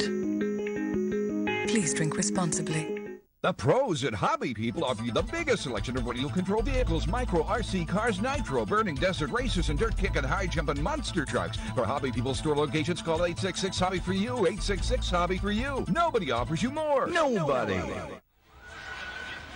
Well, there's Matty Nordstrom. He put the Kings ahead. His first goal in 114 games. And he gives the Kings the lead. Here's another shot by Nordstrom, deflected up off the screen. Matty Nordstrom was talking yesterday at practice about how these players may be coming back in the lineup. And Matty says, you know what? When our players get back, and Allison and those type of guys, I'll be happy. Until that time, you've got to be ready to play. And certainly uncharacteristic. It was a 4-on-4. So he has a green light to join the play. He did so and really did a good job to kind of turn his body while he's in the air to get his stick on it. Cale Holtz got hit hard as the puck comes back up. It was Belanger, and the Kings hold it in. Nordstrom's last goal was March 30th, 2002, 114 games ago. Puck is sliding down into the corner and cleared to the blue line. Not out. Yes, it did. Just got out as Stumple tried to hold it in. Well, due to an immense shortage of toys received for needy children this year, the Kings Care Foundation will host Operation Holiday Helpers. It's an emergency toy drive to help Toys for Tots. They'll collect toys and monetary contributions here at Staples Center at the entrances before the game this Saturday against the Colorado Avalanche. All donors will be entered into a raffle drawing to win a luxury suite to an upcoming event at Staples Center, a jersey signed by Ziggy Palffy, and other fantastic prizes. 1,500 children with cancer here tonight on behalf of the Children's Cancer Research Fund. Ian LaPerriere involved in that. Dr. Stuart Siegel, Matty Kotsopoulos, and they're having a great time here tonight. 1,500 kids. Puck is taken by the Coyotes. Nagy, his path blocked. And Nordstrom chips it out to center ice. Matty Nordstrom scores a goal, and that time makes a very patient defensive play. Got position first. Inside position, right there to break it up. Puck taken by Ziggy Palffy at the blue line of Phoenix. Palffy in front and a save by Boucher. Palffy tried to pass it in front. It deflected. He was trying to get it to Straka, and it deflected right toward Boucher. Puck is brought up to center ice and driven deep into the Kings zone. Taken by Holland. Holland's pass up the middle to Stumple. Stumple gets it to Robitaille at center ice. Luke's by himself there, so he just flips it into the Phoenix zone. Phoenix has scored 8 goals in the last 2 minutes of regulation this year. So we are at the 2-minute mark right now. Puck driven down in deep and taken there by Chartrand. We mentioned Ian LaPerriere and the kids, 1,500 of them with cancer. There you see them there tonight. Matty Kontopoulos, founder and president of Children's Cancer Research Fund, and Dr. Stuart Siegel, director of the Children's Center for Cancer and Blood Diseases. They thank everybody for their efforts, which resulted in more than $112,000 raised for children's cancer research. At the left point, here's Modry. His shot just deflected off of the glove of Boucher. 1:45 to go in regulation. Kings in the Phoenix zone. Leading by 1. Here's Modry. His shot is wide. And Brian Savage has it for Phoenix. Here's Savage. Up to center ice.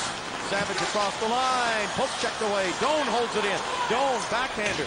Deflected along the right wing side. Puck is picked up by Savage. Savage shoots it wide to the left. And the rebound roll off to center ice. Sent it down in deep. And this will be picked up and touched up for an icing call with 1:16 to go. Ends up being an icing, but Froloff did the job. Wow, look at the offense. Back in November 1st. 10 goals scored. Well, same thing happened in Phoenix, the 27th. Well, we're not all the way there yet, but we have 7 goals scored right here. The Phoenix Coyotes call a timeout. Bobby Francis wants to go over things, and as Bob just told us, the Phoenix Coyotes never feel like they're out of games. They take it right down to the wire, and they proved that tonight. Of course, the goal by Matty Nordstrom has the Kings out in front by a goal. San Jose right behind the Kings in the Pacific Division. They lost tonight to St. Louis, so if the Kings can win, they'll have 38 points. San Jose second with 33. Matty Nordstrom, assisted by Palffy and Stumple. At 15:06 of the third has given the Kings the 1-goal lead. I think Andy Murray, Bob, went with the guilt here in the third period. After the game was tied up, all he did was double shift. Palffy, Stumple, Straka. He kept putting those guys on the ice. He wanted something more out of them. He wanted just to change it to going, and they ended up getting the winning goal on the 4-on-4. Winning goal, wow. Oh, I hope I'm not speaking ahead of myself here, but Andy Murray felt he had to go to the top guys. The Coyotes pull the goaltender. 6-on-5 skating. Stuffle taking the draw for the Kings. So the net is wide open in the Phoenix end with 1:16 to go. Kings win the draw. Puck comes in the corner, but they don't hang on. Nagy, right side. Nagy shoots. He scores!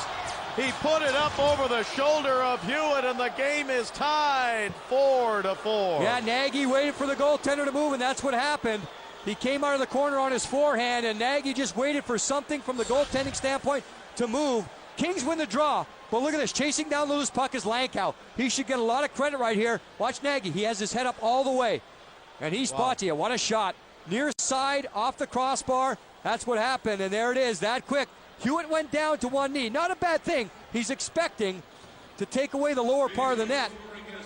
Oh, a little bit of chant there from Ladislav Nagy. He likes what went on here. The Kings don't. You know when a player comes up from behind the net, goaltenders play percentage goaltender. They say, okay, beat me with a great shot. That was a great shot. Yep. It came from an angle, but Nagy on his right side, left-hand shot, had the angle. Coyotes tied up 4-4. Nagy leads the team with his 15th goal of the year. Langkow with the assist. It came with 1:10 to go. Of course, the goaltender back in now for Phoenix as the puck cleared out to center ice, and Cale Hulse back to get it. 52 seconds left to go in regulation. Puck cleared up the left side. So the Coyotes strike again with less than 2 minutes to go. Pass ahead to Straka. Straka down the middle. Trying to give it to Stumple, tipped away. Palffy over to Straka. He shoots. Save made by Boucher. Up the middle, Corvo. And over to Stumple, who got knocked down, never touched the puck. Play continues. Puck taken by Straka. 26 seconds to go in the period. Straka, left side. What a big save Boucher made on Straka. Here's Stumple. Shoots. Tipped wide by Palffy. And taken now by Herdina. He sends it all the way down into the King zone. And back to get it is Nordstrom. Nordstrom back up with 6 seconds left to go in regulation. Nordstrom throws it in. We are going to go to overtime. Regulation ends 4-4. Back with more right after this. Uh-huh. Yeah! And then what? I remember it. Game against West. 2 seconds left. You put up a Hail Mary. I make the catch. Uh-huh. Uh-huh. Wow. Talk all you want this holiday.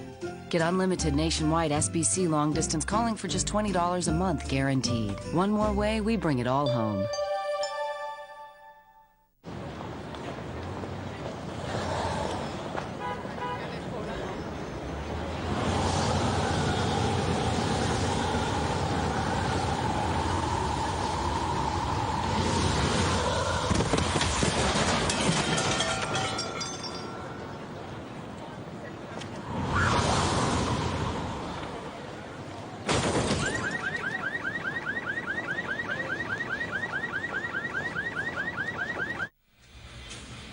We are back at Staples Center, headed to sudden death overtime. Phoenix 3-1-8 in overtime.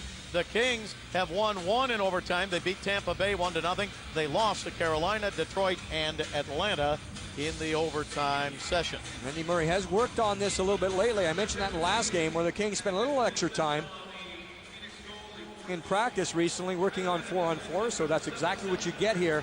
And when you work on 4-on-4s, a lot of that is just breaking out of the zone. Matty Nordstrom had the goal.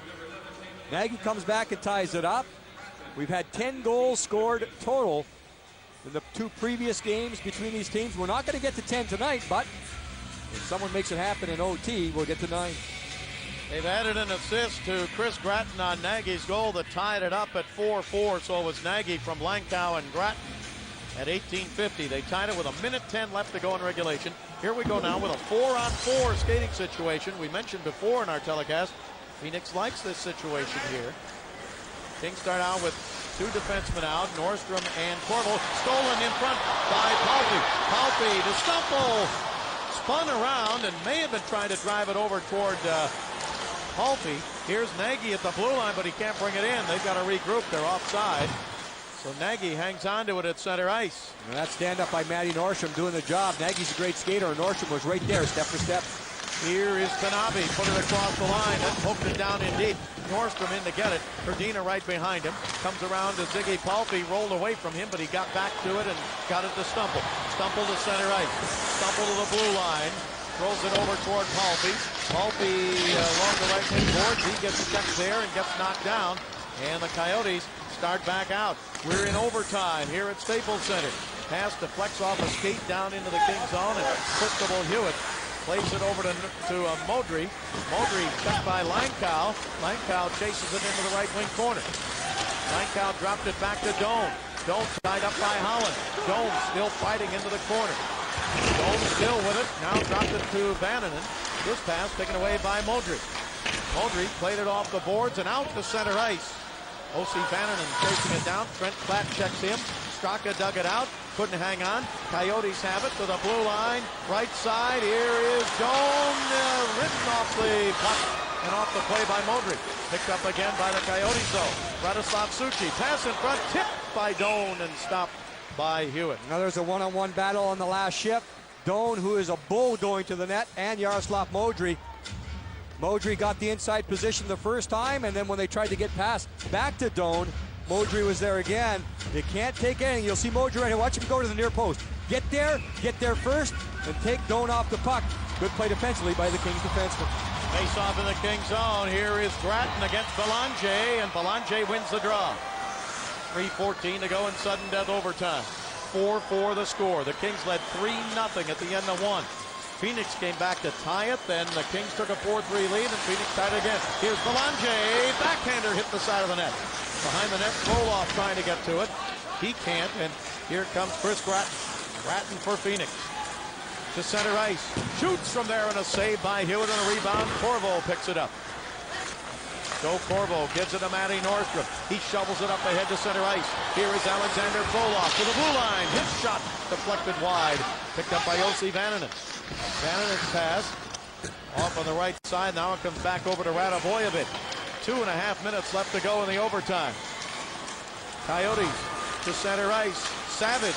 Poke checked away. Gets it back again up the middle. Tanabe shot it wide. And it's taken by Modry. Kings back to center ice, 3-on-3. Modry to the blue line. Modry dropped it back to Palffy. Palffy to Stumple. Backhander and a save by Boucher. And he hangs on for the whistle. You can see how wide open it gets, the 4-on-4. Once you get to that attacking blue line, it's difficult to figure out. And no matter which team you're on, you know that the opposition is going to attack. That's Modry leading the play. And look at this, just in behind. Unfortunately, Stumple that time is a right-hand shot, so he can't shoot it right away. Tried to fool the goaltender by spinning around and using his own body as a screen. Stumple stays out there. Palffy, Nordstrom, and Modry for the Kings. Each team has a shot in overtime. On the draw, the Kings get to it at the blue line, and Modry holds it right on the line. Throws it into Stumple. Stumple in the Phoenix zone, checked by Damon Langkow. We're down to 2 minutes left to go in the overtime. Puck is loose. Coyotes jump on it, bring it up to center ice. Pass on the left wing side and back in front, but offside is whistled at the blue line. The Kings won the face-off, got control, nothing happened, and so the one-on-one, 4-on-4, I think the obvious statement is every mistake is magnified. There is a lot of open ice, but it turns into just being 4 one-on-ones out there. It's very difficult to play kind of a zone defense when you're in a 4-on-4, so you've got to make sure if you're a half step behind, it's just about effort. Put your head down and get back to help out. Trent Platt won that face-off. Matty Nordstrom in the Kings zone. He gives it to Joe Corvo. Corvo trying to get it away from Langkow, put it back into the corner, and here's Nordstrom over to get it. Now to Joe Corvo. Corvo up to center ice to Straka. Here's Straka across the line to Nordstrom. He shoots, saves. Straka didn't get the rebound. It hopped over his stick, and the puck cleared back out to center ice. Matty Nordstrom going for the game winner with his second of the night. Here, right side, Straka trying to go in deep. Straka checked there, and the puck behind the net. Coyotes control it and come up the right side as Tanabe gets it up to center ice. Now it's thrown down into the Kings zone. We had Nagy down to the ice as the loose puck is along the boards and sliding into the corner where Nordstrom goes for it. He gives it to Belanger. 1 minute, or less than a minute now to go in overtime. Coyotes take it away. They get it, shot by Suchi, deflects into the corner. Suchi with it again in the overtime. Throws it in front, wide. Rebound, Frolov. Frolov to center ice. And he goes down, but he tried to get it to Belanger, and he did. Belanger checked at the blue line. Puck didn't come out. Now it comes over to Brian Savage. 34 seconds to go in overtime. 4-4 the score, and the Coyotes. Savage peels back. 25 seconds left to go in overtime. Now to center ice. Coyotes with it, left side. Merritt driving in deep. And a pass in front. Just shot wide to the right. And the rebound of Frolov. Taken away and cleared to center. Here's Palpy on a breakaway. He can win the game. He's all alone. He shoots. Saved by Boucher off his glove with 6 seconds to go. And the game is going to end on a long shot that's high. And it ends in a 4-4 tie. Well, the speed of Ziggy Palffy makes it work at the end. He's in a foot race with Cale Hulse, and Hulse is not going to win this one. Palffy gets into a situation where he rights himself. Puck is flat and tried the quick shot. Credit the goaltender Boucher. He stood his ground, and the quick shot, the quick glove, right there, just a piece. That's all he needed. Palffy using the speed, and Boucher using the speed of his hand. Vladislav Nagy gets our player of the game, brought to you by Gatorade. 1 goal, 2 assists. He was the best player on the ice. The Coyotes were down 3-0. They come back to tie it up. It's 4-4 in OT. Each team gets a point. Now for more coverage, let's go to the SoCal Sports Report. Michael Eaves and Van Earl Wright. You're watching the Kings game on Fox Sports Net. Thanks so much for keeping it right here on the net. The Southern California Sports Report about to start right now. He's Van Earl. I'm Michael. We're coming back. Oh, yeah. The Southern California Sports Report coming at you. The Kings are back in the house. Can the division leaders continue their winning ways at Staples against a struggling pack of Coyotes?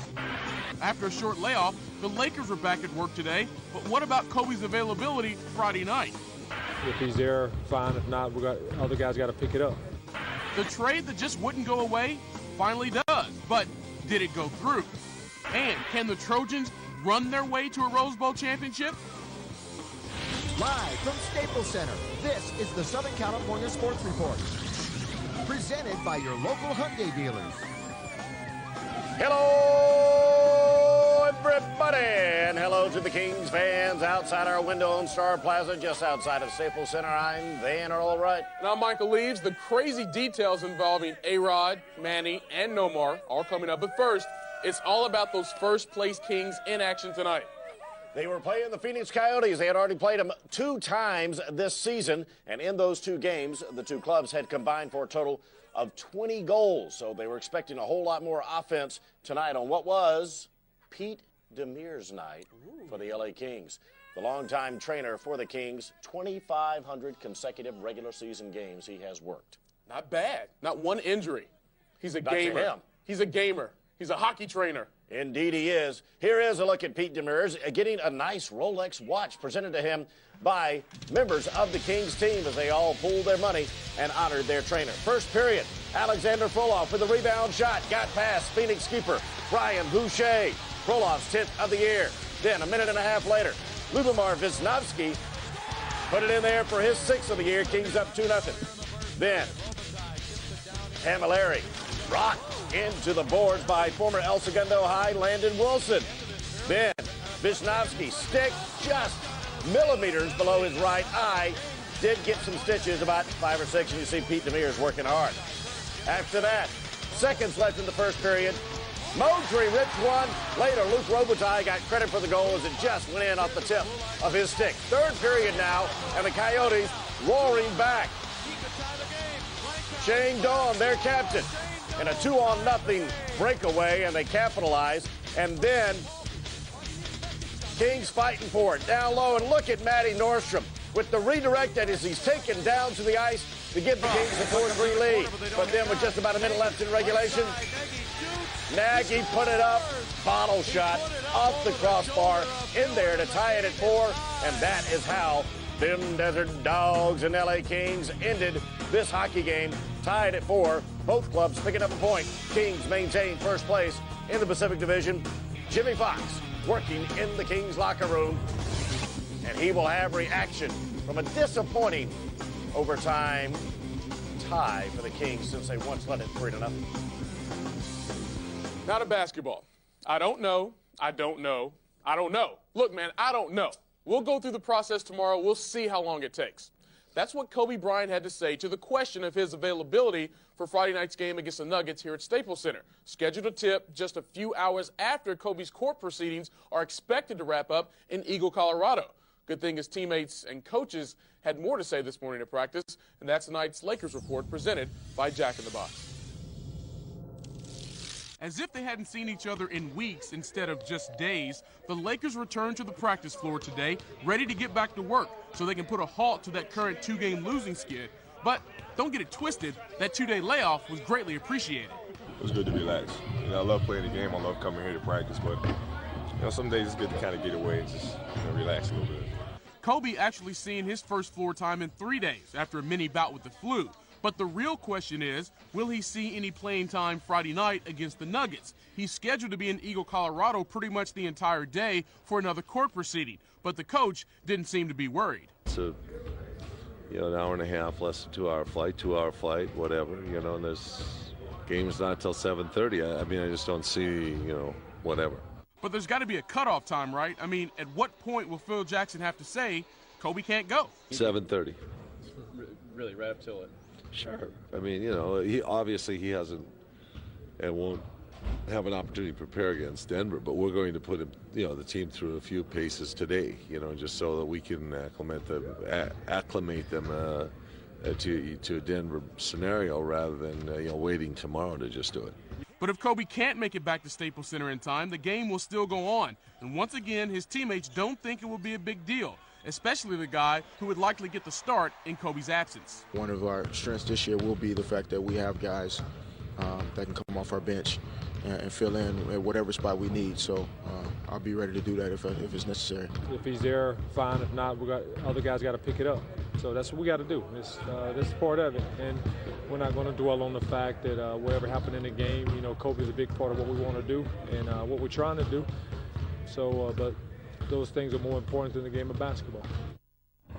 Let's not forget the Lakers are riding a two-game losing skid right now. Tomorrow night, our Lakers coverage begins at 6:30 with the Paperboys. Then the pregame show at 7. And then after the game, complete postgame coverage on the Southern California Sports Report. That's Friday night here on Fox Sports Net. Hey, still ahead in this show, we'll talk with Professor of Law Stan Goldman to get his take on what will happen in the Kobe Bryant case tomorrow in Eagle, Colorado.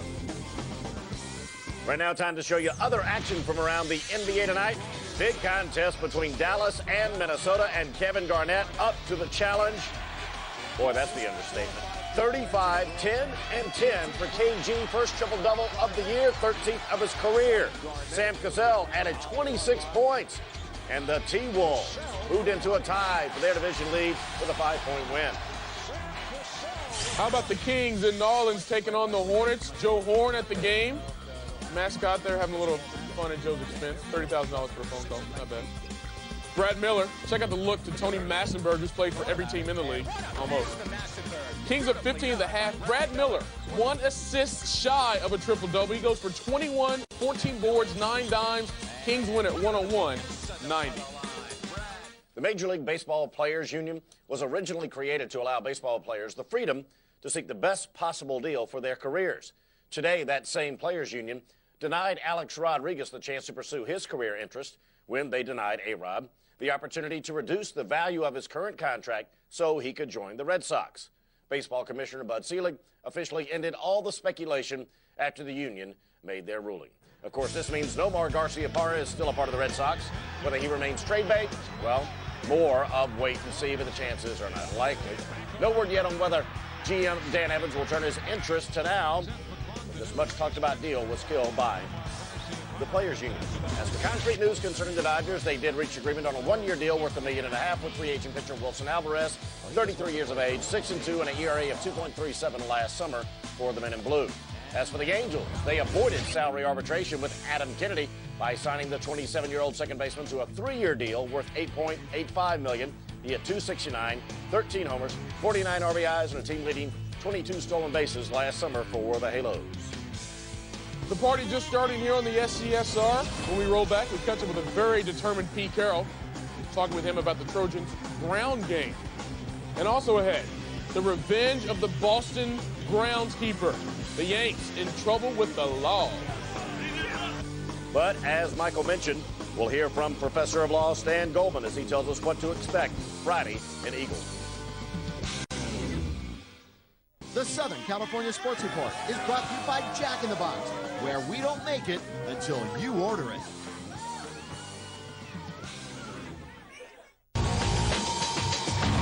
Michigan State looks to fight their way back to the top. But UCLA knows a win here would begin the quest to restore their winning tradition. Saturday on Fox Sports Matt. End your year with a win at the Hyundai Win-Win Year-End Event. Win with the affordable Hyundai Accent. Get up to $1,500 cash back or 0% APR on select Accents.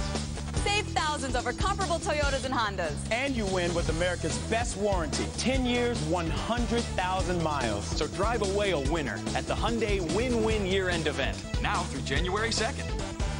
Don't waste money on a lease. Own a 2003 Accent for just $129 a month. Here's a gift for you. And here's something for you. Happy holidays. Here you go, man. Here's one for you, buddy. Give the gift of holiday scratchers. Really, anyone can win. From the California Lottery.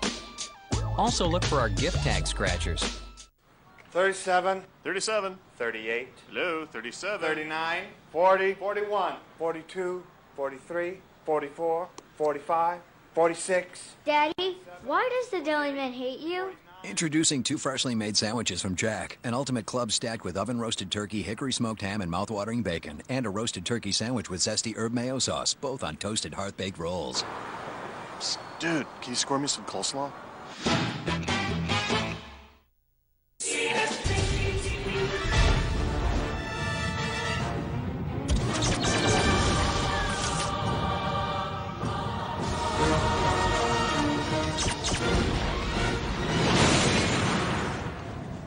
Told you this thing was awesome. The world's first 60-inch plasma HD TV from Zenith. An epic experience just 4 inches deep from the high-definition authority. Zenith. Zenith HD TV. Available at Ken Crane's. Hey, look at the star-studded crowd outside our window on Star Plaza. Former UCLA quarterback Matt Moore and the former Hart standout cheering on his high school alma mater as they won the CIF Division II championship last weekend. Where are you going, Matt? A programming reminder this Friday on The Paper Boys, our special guest will be former Bruins star and current Denver Nugget GM Kiki Vandeweghe. 6:30 on the net, 10:30 on net 2. Michael, what do you got?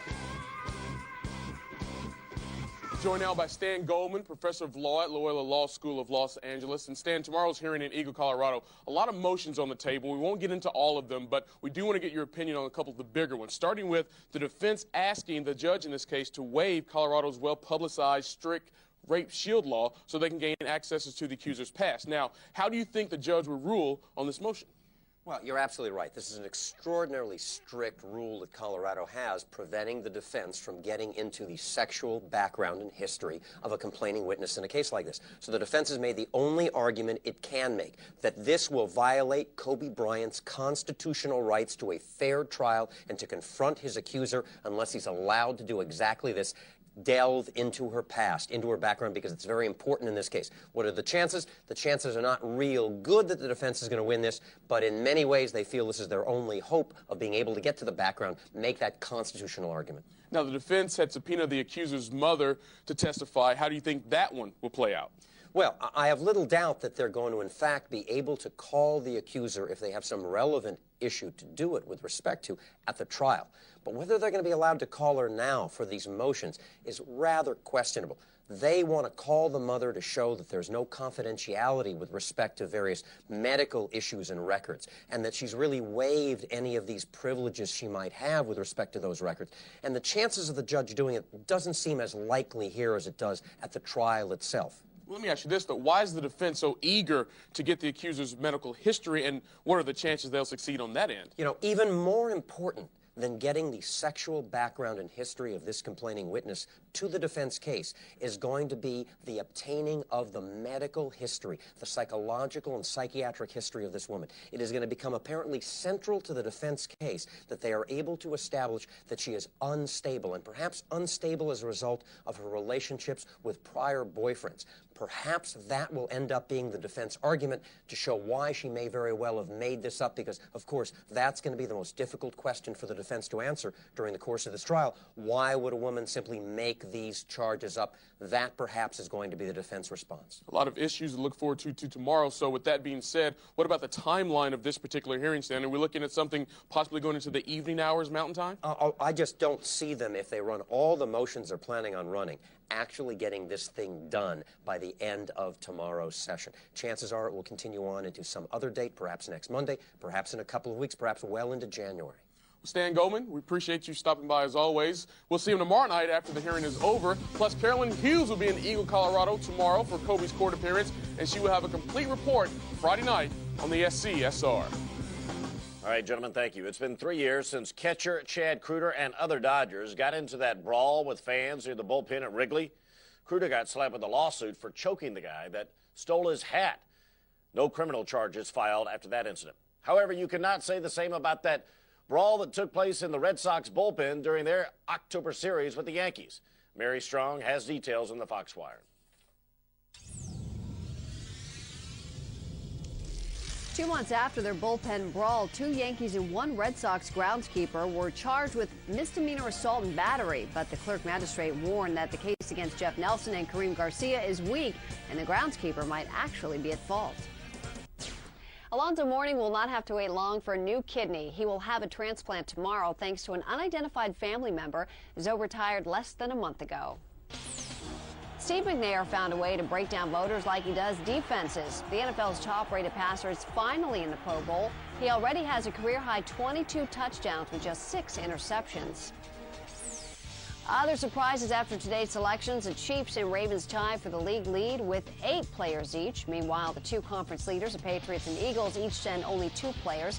And despite injury-shortened seasons, Larry Allen and Jeremy Shockey both made it.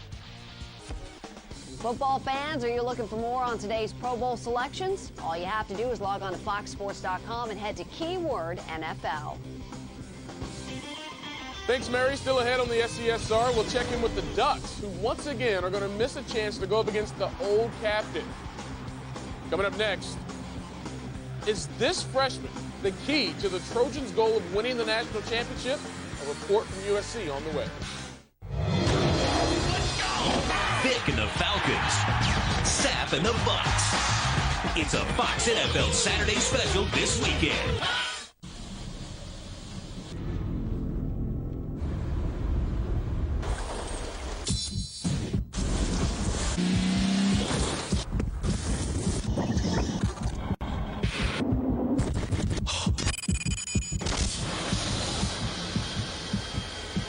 The new BMW Z4 Roadster. The ultimate driving machine.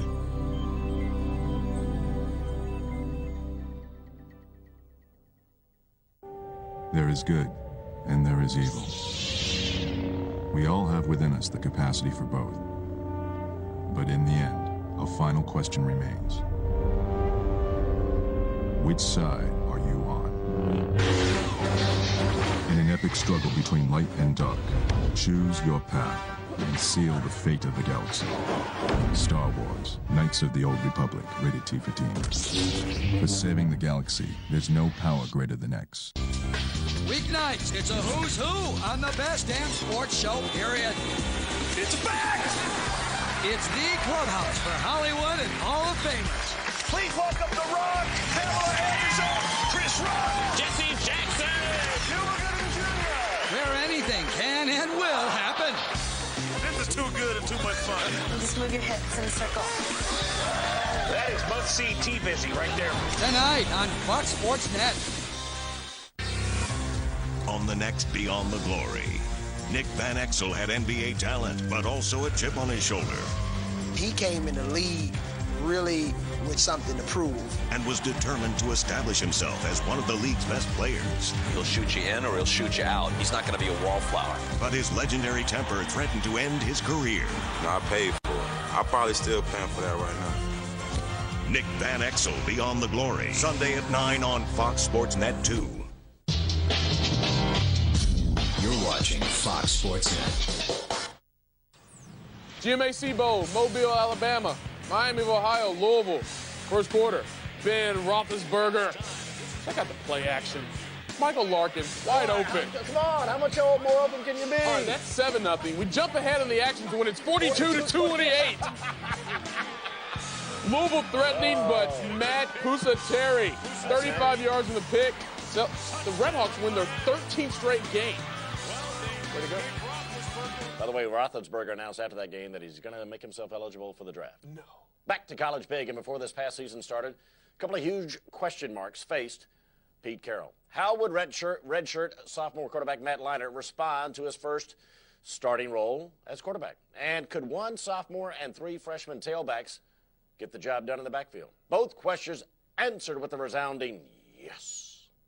Of course, their job isn't over yet because, as Lindsay Soto reports in tonight's Fox Focus presented by Nextel, hey, what are you looking at? With USC averaging just over 40 points a contest and Michigan averaging just under 40, this year's Rose Bowl is expected to be a high-scoring affair, making time of possession a possible key to the game and the Trojans' ability to run the ball more important than ever. If we can run the ball well, we can control the clock and give their offense as few opportunities as possible. And so that's why I think, we got to run the ball. Our goal is the same every game. We want to get four more yards every carry, and I know that we want to establish an attitude from the jump. That's going to be harder to do, though, with SC's best run blocker on the sideline. Right guard John Drake broke his ankle against UCLA and will not play in the Rose Bowl. A huge blow for the Trojans, who are averaging nearly 100 yards more on the ground per game when he's in the starting lineup. The dimension that he brings, nobody else can get to. He's a big man at 350 pounds, and he comes off the football and creates space and is a very good pass protector. So we'll miss John. That said, the Trojans have a lot of faith in his replacement, redshirt freshman Fred Matua, who will be starting for the 8th time this season. It's not really like we're going to a backup player. Fred's been a starter and plays like one, so he'll do a nice job for us. I'm just going to try to do whatever I can and try to be the best player I can. I can't compare myself to John, and John can compare himself to any other player, so I'm just going to try to block as well as I can. The run game almost took another hit on Monday when Lindell White hobbled off the field with a tweaked knee. Wasn't immediately sure how bad it was. Well, he was back on the field today running at full strength, says he will be 100% for the Rose Bowl.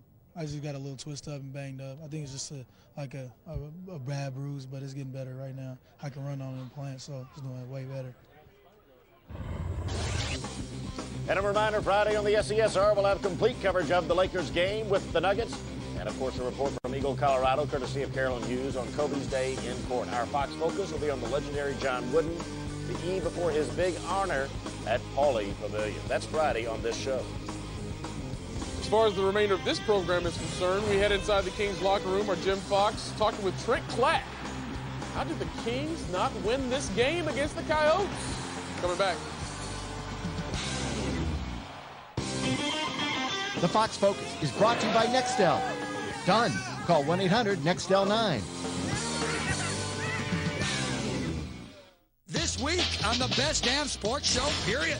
The stars are out on Best Damn with Academy Award winner Ben Affleck, Hall of Famer Eric Dickerson, actress Holly Robinson, Pete guest host, and win a date with pro surfer Holly Beck. Plus, The Glove, Gary Payton, Tech TV's Jessica Corbin, Fox's Terry Bradshaw, Little Big Man Earl Boykins, and we talk to the Strahan, and we go jamming with Jalen. This week, only on the Best Damn Sports Show, period.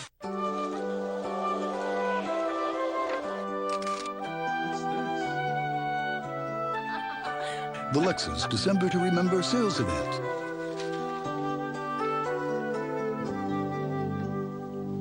You'll find incredible values whether you buy or lease. Missing it would definitely spoil the surprise. See your Southern California Lexus dealer.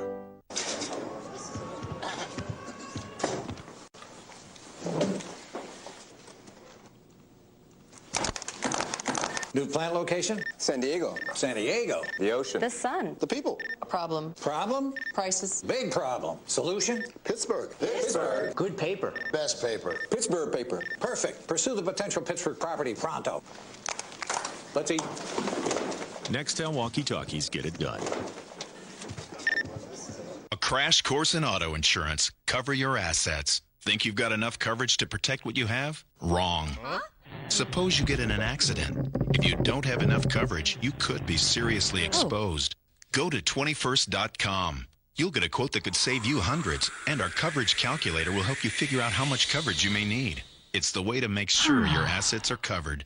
Get more. More coverage, more service, more savings. Call 21st Century Insurance Company at 1-800-211-SAVE.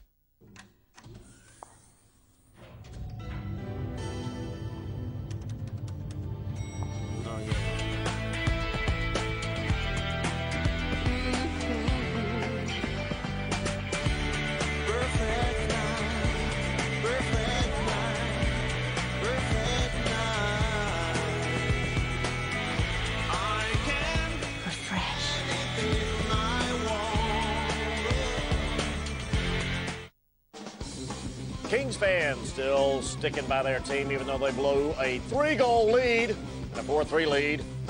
Ended up with a tie against the Coyotes. Here's Jim Fox in the Kings locker room. Here with Trent Clanton. Trent, point tonight for the Kings in the 4-4 tie in overtime, but sometimes a point doesn't feel like a point. No, certainly doesn't tonight. You know, to have such a big lead early on in the hockey game, there's no one happy in the room right now, and neither should anybody be happy. Any bad habits that you can think of that are creeping into the Kings game? Well, you know, sometimes those games are tough to play when you